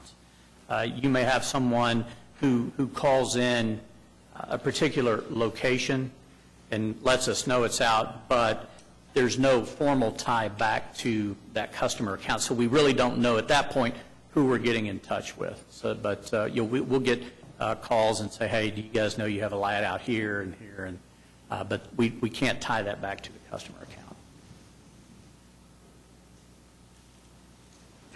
I believe that's, I'm still happy to answer questions. I think at the end of this, Eric's going to talk about Project 180 lights, and we'll talk about the copper theft too, but really is a partnership between Oklahoma City and OG&E working together to try to address this issue, and we're all committed to staying on top of this and getting this addressed. Very much so. Very much so. Thank you, guys. So I think to just really kind of summarize, there are a lot of lights in Oklahoma City, some which are owned by Oklahoma City and many which are owned by OG&E. But the majority of the lights are maintained by OG&E, and so we do rely on those citizen inputs and those contacts to be able to service those lights. There's a third category of light that was shown on those charts, which is an ODOT facility light. And so I just need to mention today that there are a few highway outages, specifically around the ODOT construction areas. This would be around either I-235, I-44, I-35, I-240, or now also at I-35, I-44. When construction occurs on those highway systems, ODOT, and as a part of their construction, do take those lights that are existing out of service while they do that road work. So it doesn't have anything to do with copper theft or an outage. It just happens to do with planned construction or reconstruction of a particular interchange. From an update from where we are at, from what you were just shown and presented by OG&E since our January timeframe, about 50% of the work that's on those OG&E wire theft have been completed. On the infrastructure projects, about 35% of those have been completed since we first updated in January. So there's been some progress, but obviously total completion is not expected until later this spring and into the summer as we finish the second half of all of that work. To a little bit more comment on some of the council comments regarding theft. We are looking not just at the aluminum wire and at the stickering of the poles to make sure that poles that are converted are clearly marked as having aluminum wire, hopefully to eliminate that theft. But we are securing those copper theft box covers as a part of city contracting, and we did have a meeting with Oklahoma Department of Transportation to get their approval to install them on all of the ODOT highway poles as well. So significant progress was made where originally that wasn't going to be possible. That is now possible. So we are in the process of contracting with and getting those covers sooner than later to get those on all the new installations. There is one area of Project 180 that we discussed that is not an OG&E light. It's not OG&E maintained, and it is specific to Project 180. We do have a number of lighting outages that continue downtown. When we updated on this about a year ago, when we first had those first reports of widespread outages, we really had a lot of trouble trying to figure out what was happening. And what the end result was is that a lot of those early P180 lights were coming up on their age. They're the older high-pressure sodium or the metal halide lighting systems that simply after 5, 6, 7 years were starting to fail. We did an initial surge last year and replaced all those only to have additional lights fail. There are about 700 Project 180 lights in our downtown area, and they're in two categories. And so I've kind of put this diagram together with staff's help. These are the totals that are starting to fail. We have 169 total street lights that are going to be converted to LED technology, very similar to what we were just discussing with OG&E. We no longer can get the parts for that light that's on the very top of the pole. It's an older hardware system, and the manufacturer simply does not have the replacement parts. The good news is, though, they have a replacement LED fixture. Council approved a contract with that vendor in December, and we're now receiving those upgrades to start those immediately. And so there's 169 of those that we're starting to receive that product for and get those in place. The lower light, or the one that you see there on the middle of that pole, is actually an existing LED fixture, but we found a manufacturing defect with those. So many of those are out, and sometimes, as Councilwoman had mentioned, they flicker. Those are being replaced 20 at a time.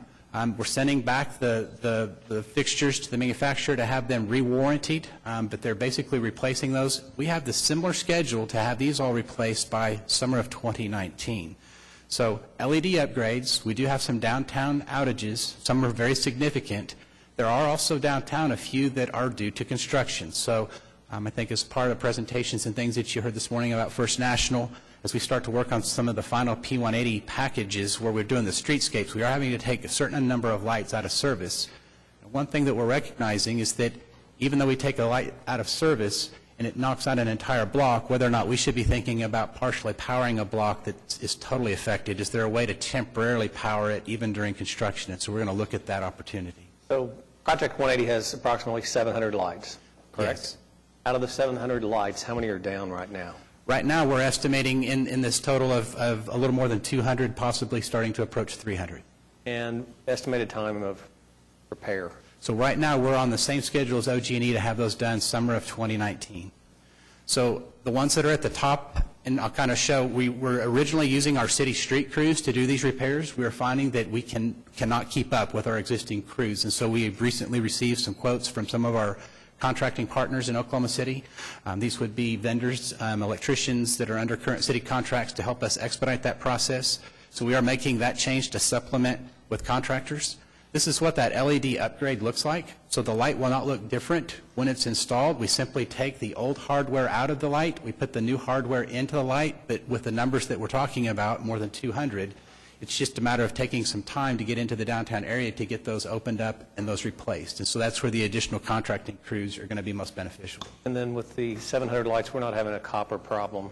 We are not having a copper issue in the downtown area, no. Now, there will be some existing lights that are going to begin to fail. They're going to be in the later Project 180 packages that are the older technology. We plan to then upgrade them to LED as they fail. So we will continue to order those LED products, make sure that we get those switched out, and we too think that after summer of 19 that we should not have this problem any longer. P180 will also be complete. Eric, Broadway or Broadway between Park and the Cox Convention Center has been a problem for years. Have you considered looking at lighting that in some different format? So we have. So there is some final P180 packages that we are installing some of the newer LED lights, and it's just a part of package 8 that's not 100% complete. So a lot of the work is going to be finalized, and the lights that we can upgrade, the old 5-globe fixtures that are no longer functioning, we do have a few of those on the schedule to have those replaced, yes. I mean, those are areas where we also had some private lighting that had some problems, but that is specifically the area where I've seen people walking around with miners' lights on their heads. Yep, so we are focused, and I too have driven the downtown area to see a lot of the dark blocks, and a lot of it either because of light outages that we've discussed or due to construction. We're going to look to expedite some of the darker areas first as much as possible. And this is what that looks like. So as we look at these areas around just the north side of City Hall, we have got pending repairs on about half of the area that's around City Hall and the Civic Center. When we look at the area around the Federal Courthouse, McGee, Kerr, the red is what's in pending repair. The yellow is what's currently in progress. And so you can see we're wanting to expedite this as much as possible, and the additional contractors are what are going to help make that happen. This is the area that's around John Rex Elementary, around Mary Botanical Gardens, south of City Hall, south of Main Street, south of Sheridan. You'll see we're about 50% in this area right now. But then as we go into the other downtown areas like Cox, everything in red is what is currently out. So you can see everything north of Sheraton, including that Broadway section. Those are some of the not yet upgraded fixtures, but you'll see on Robinson. We do not have that work completed on Robinson, Park, Sheridan, or even portions of Reno at this time. So we recognize that, and again, we're going to be applying some additional forces. This next section, copper theft was a major item that had come up at the last presentation, and we did not have all the materials ready. Chief City has an update today on copper theft and some of the things that Oklahoma City Police have been able to offer.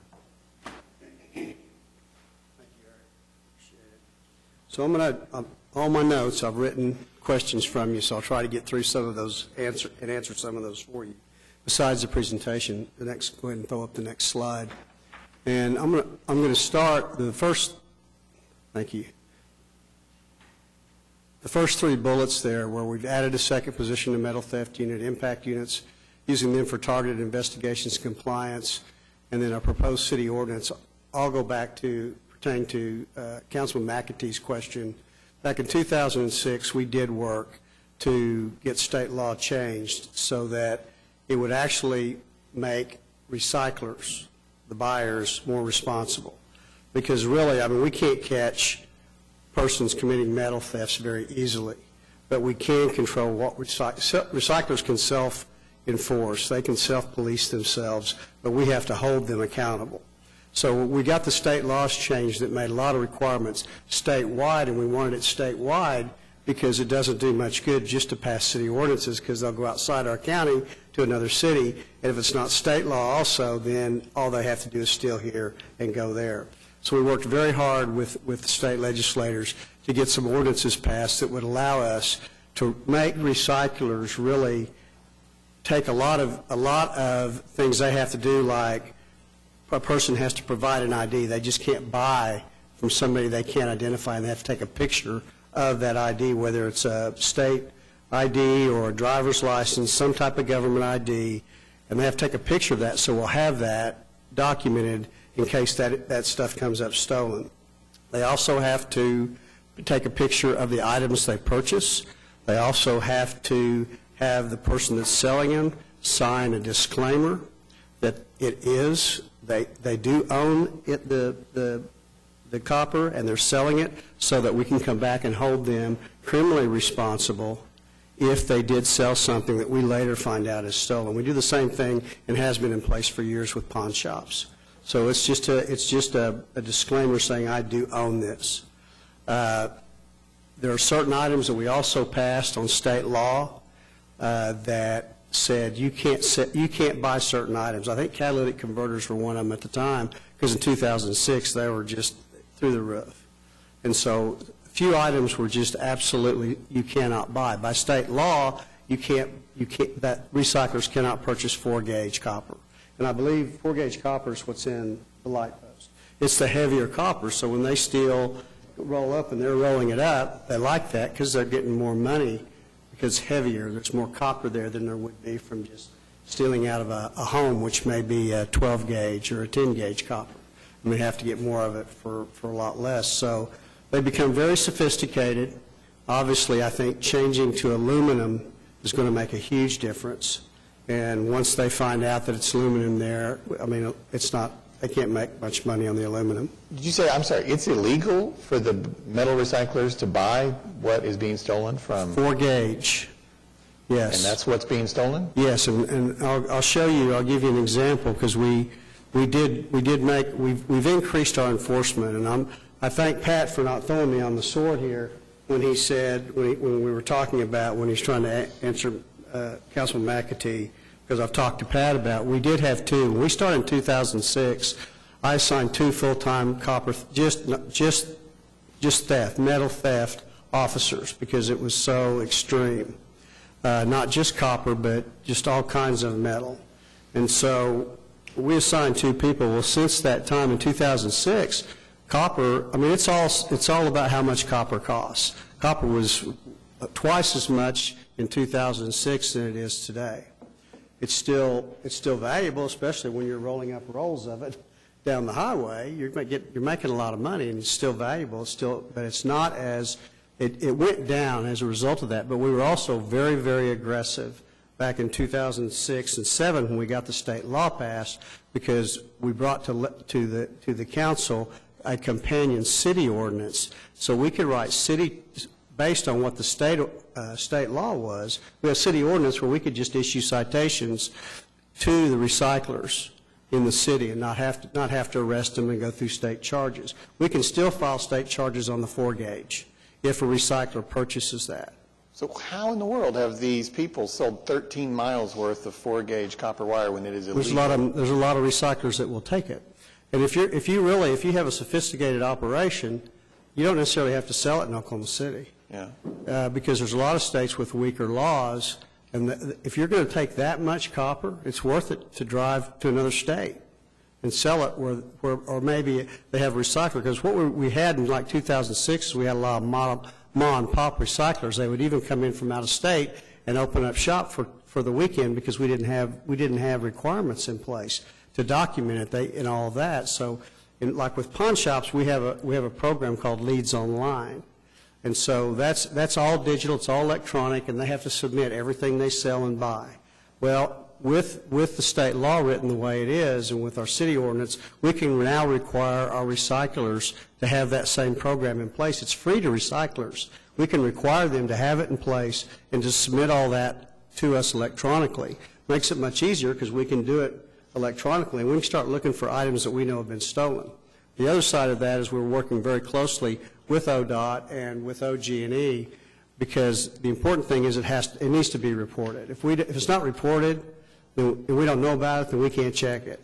And so we're finding a mechanism, and I was talking to Pat to talk about finding a better mechanism of making sure that that kind of stuff gets reported, to the extent of maybe even our officers in the field, if a light's out, have a mechanism in place where they can report that light to them, something they may not be aware of. Because it is a public safety issue if the light's out. So there's a lot of things. If that explains, kind of what you were asking back in 2006, we did create a city ordinance and companion to that. But now, the one thing we will bring to you, and you can see up here where we're going to, a proposed city ordinance amendment that will include 4-gauge. The thing that's left out of our city ordinance is it doesn't include 4-gauge. It will include 10, 11, 12-gauge, but it doesn't include 4-gauge. The other thing the state law does and our city ordinance does is that if you're going to sell copper, you're going to sell certain items, you have to be a licensed contractor of some point, and you have to be able to show that. You have to say, I'm a licensed contractor, a builder. I have this material on a regular basis. But then they still have to go through and show ID, and the recycler has to take those pictures. Well, none of this works if we as a law enforcement agency aren't proactive and go out and check them. So what was happening is the city ordinances were still in place. Why I say Pat didn't throw us under the bus is because we dropped that down to one person, which was overwhelmed and couldn't be proactive in making those checks. Since this, and we added another person back to that unit, and we are going to be proactive, because the key is keeping the recyclers from buying it. It's not going to keep thefts completely down, because like I said before, they can sell in other places. But we have to be more aggressive. We put more resources in being proactive in going out, because if you can see, once we turn, let's go to the next slide. You can see here, we did a week-long compliance investigation. What we did is we solicited the help of our impact units and divisions to do some undercover work. They would go in and try to sell copper and do things like that. They also went in and did some compliance checks, and we have 13 recyclers in Oklahoma City. Well, out of 9 scrap metal dealers, we cited them for purchase of burnt copper, because you cannot, no matter who you are, even with a contractor, you cannot sell copper. Copper has a wrapping around it that seals it. If that's burned off, then they can't buy it. In a lot of cases, the covering is really marked, and so you can identify who the owner of it is, or at least who the manufacturer is.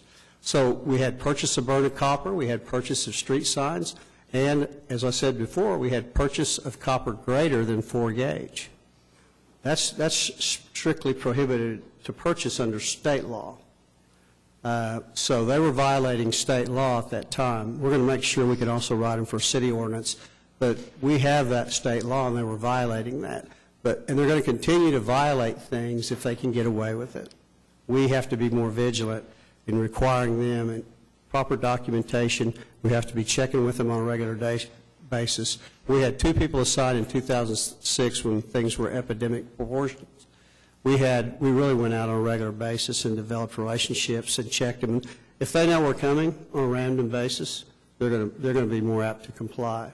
Well, if they're not buying it, then the seller has no market. It has no market, so it slows it down. Like I say, it doesn't eliminate it.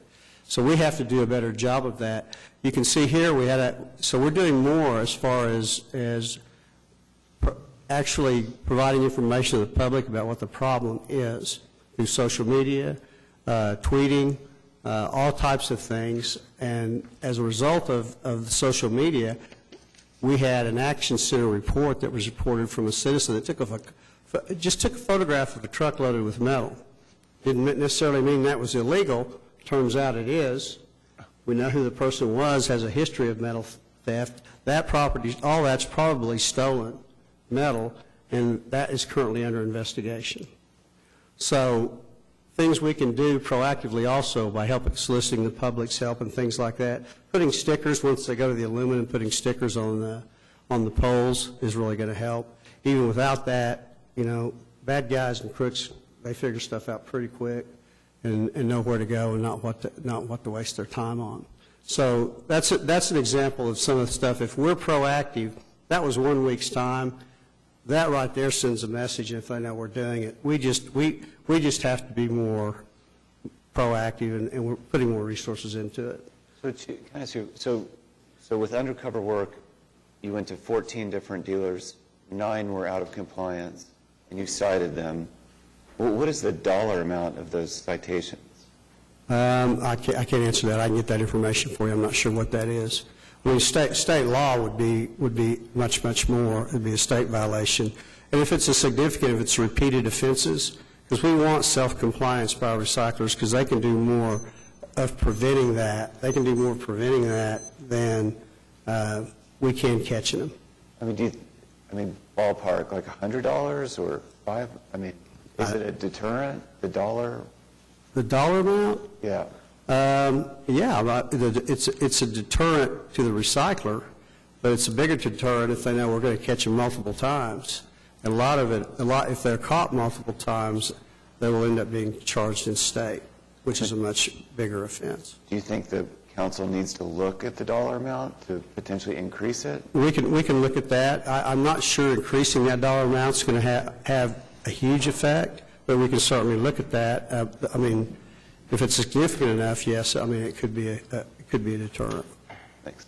But the key is that we want to disrupt what they're doing, and it does. What we don't see now is we don't see a lot of small fly-by-night operations as a result of the state law being changed. It really did help because it does hold the recyclers are the ones that have to be. And the Recyclers Association was very supportive because the legitimate businesses don't want the mom-and-pop businesses around taking business away from them. They want us to enforce them.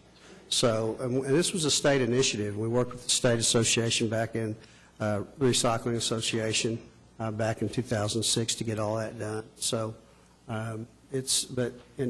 we just have to, it's there, the laws are there, we just have to be more vigilant. And I'll just admit that we've dropped the ball to a certain extent by reducing our staffing and putting our staffing other places where we need to make sure we go back to what we were doing so the recyclers know that we are doing it. So what do you want our citizens to do when they see something suspicious? Are they supposed to call Action Center? Are they supposed to call 911? Are they supposed to take a picture? This is on television, so maybe we can kind of communicate that message. I tell you, with cell phones and pictures, having a picture is, very, very valuable. And the Action Center is a good place to send that. If it's in progress, if they see somebody pulling copper from something that looks suspicious, then they need to call 911. We need to be on it right away.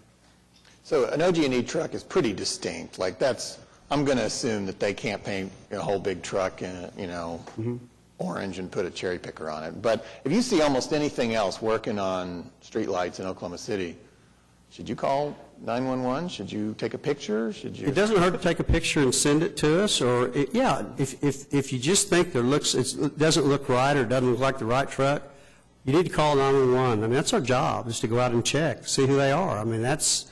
I always encourage somebody that thinks there's something wrong. It doesn't hurt. Call them and may be perfectly legitimate, but that's what we're there for. Have you had a report in the last 6 months to a year have you caught someone red-handed on the job taking copper from one of our street Stealing lights? copper, red-handed? Yeah.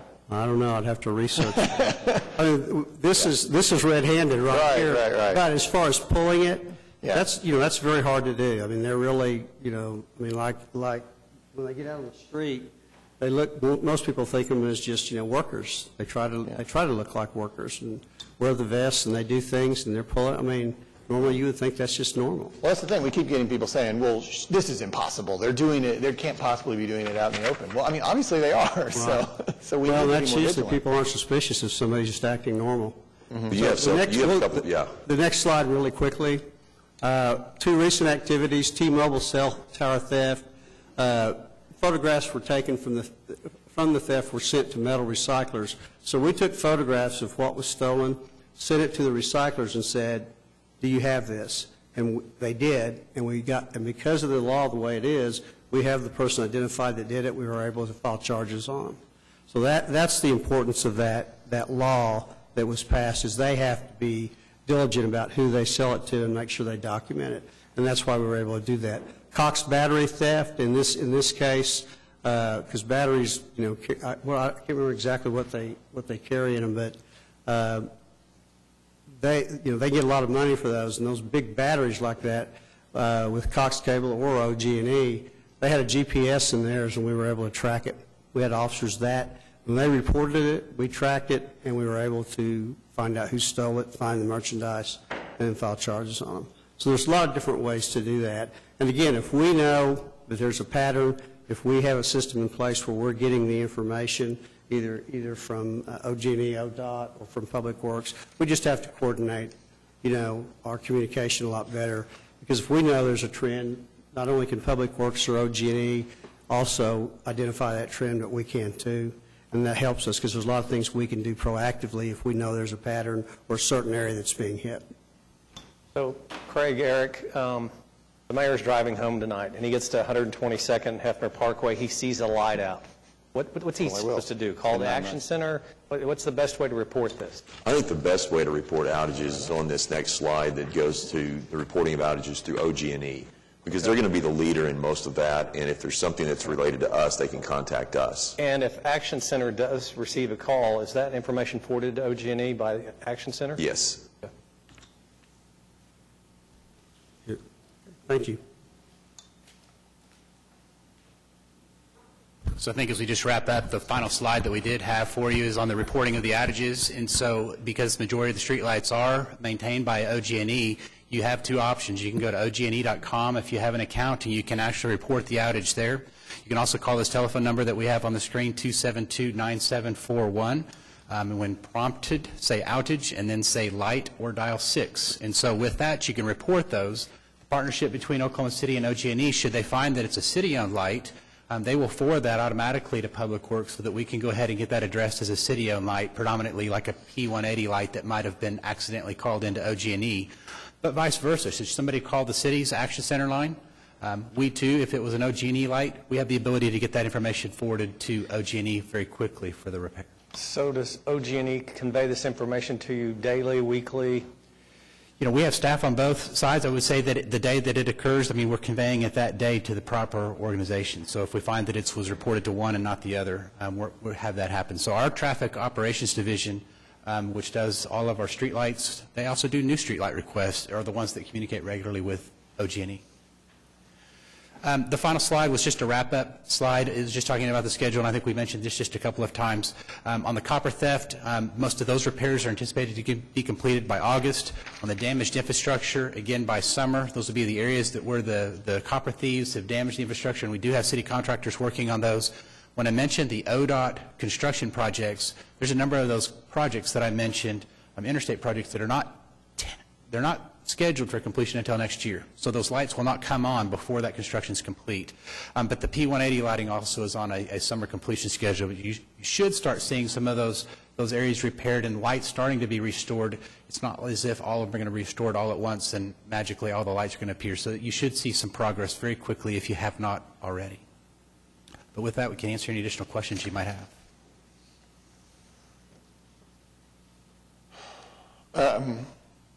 Craig, I think I speak for the council. Do you have the resources you need? Because, we want to be responsive to this if you feel like you... Yeah, I believe that we do. I believe that we do. There's a few things that I think that we can do just administratively in the way that we're doing our communications that I think will improve this. But all of us are certainly focused on this. And I think if we get to the place that we see we need someone else, Eric and I have talked about what you and I discussed of making sure we have someone that's a point person on our side, that they're focused on streetlights and with their primary contact.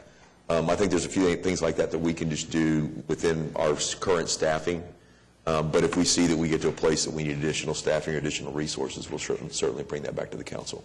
Well, the expectation has really been left here today that by summer, and I recognize summer goes all the way to September, but that by summer we're going to basically be at a much better position. Streetlights never stop going out, but not at this epidemic levels that we're at. So if we're sitting here in October and that hasn't changed, I think we're all going to be disappointed. So I think let's stay on top of it. Will we continue to have presentations in the weeks ahead? Yes. Okay, good.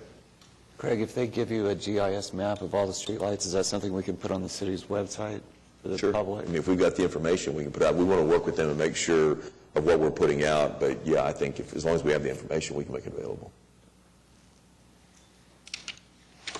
Okay. Any other questions on this topic? Thank you to our friends and partners from OG&E. Thank you, Eric. Thank you, Chief City.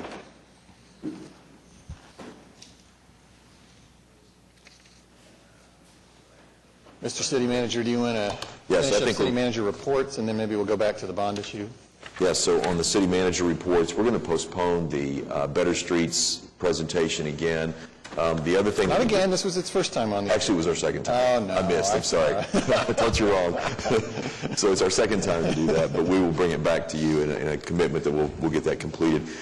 We also have the March sales tax report, and really the point there, I think, is that for the general fund, the sales tax in general was down 2% from last year. So we missed target on the budget, but we were down 2% from last year overall with sales tax.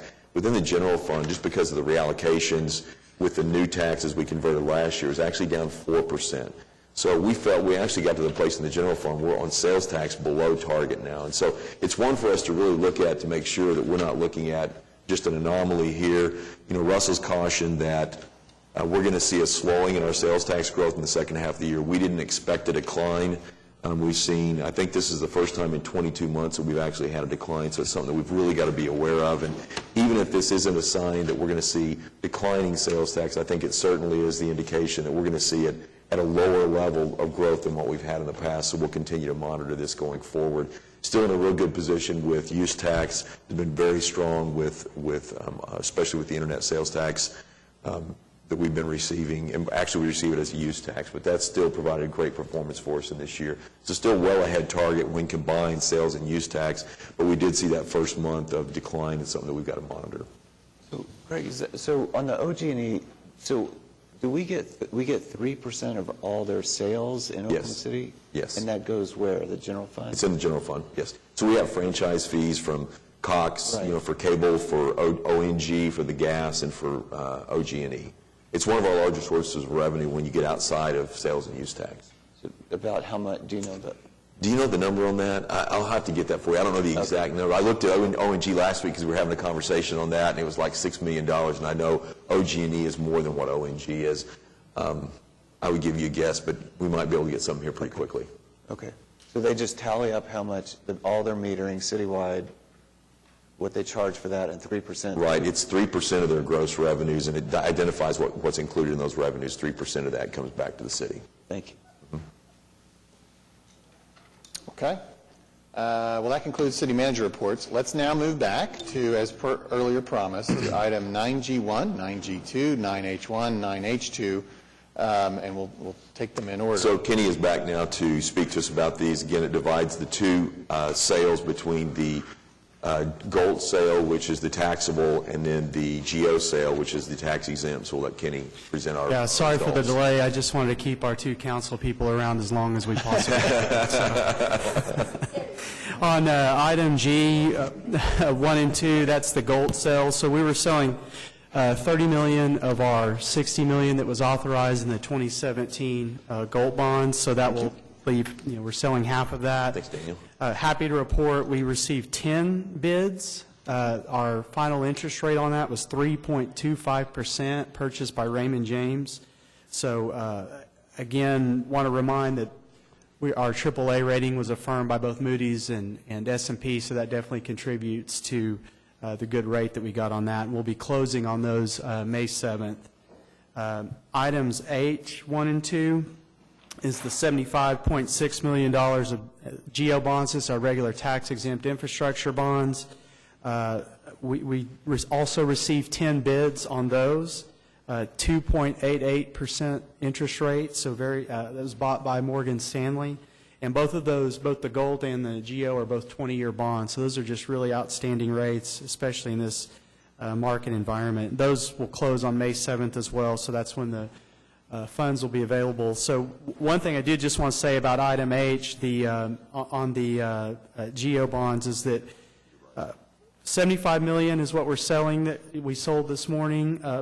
$44.4 million of that was from the 2007 authorization. So this completes the sale of the 2007 authorization. So that doesn't mean all the projects are done, but all the bonds have now been sold for the 2007 vote. So $31 million came from the 2017 authorization, so we have about $832 million left in our 2017 authorization that we'll be selling over the next 8 years or so. So with that, I'd be happy to.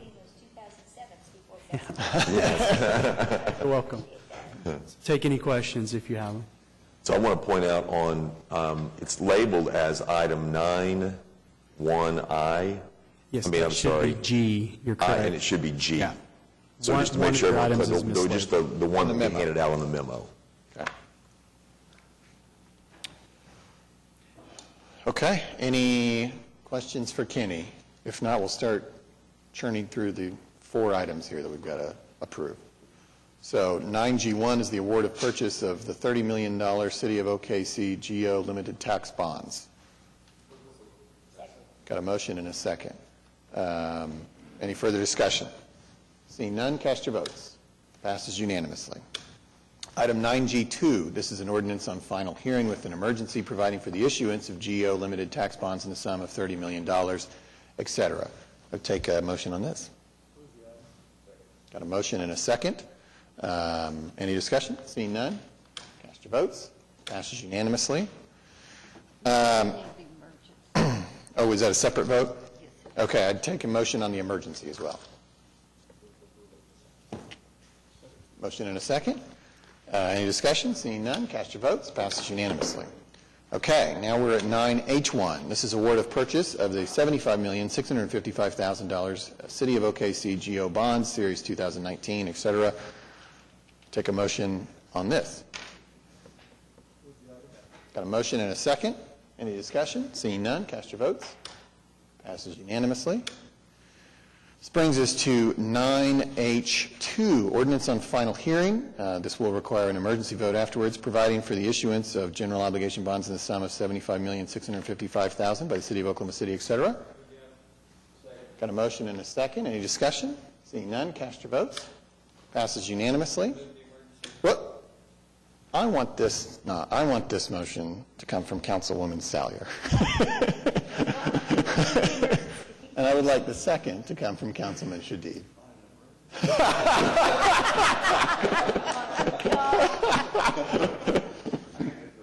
A man of principle till the end. All right. We've got a motion and a second. All right. We've got a motion and a second. Any discussion? Seeing none, cast your votes. Passes unanimously. We are done with our votes, but we do have item 13, citizens to be heard, and we had 2 who signed up. Devad, and if you wouldn't mind just properly pronouncing your names before. David, okay. If you state your full name and address. Or David Matpour, 1301 West Hefner Road. I just wanted to say I was reading through Twitter this weekend about the whole light drama thing. And after Shadid's talk, it was kind of not eye-opening, but kind of clicked. I was coming in off of I-40, taking I-40 under 35, and the lights were out there. And I decided to drive around downtown to see exactly what lights were off. And it was concerning to me because you'd figure there's a couple here, but there's stretches of them off, whether it be Project 180.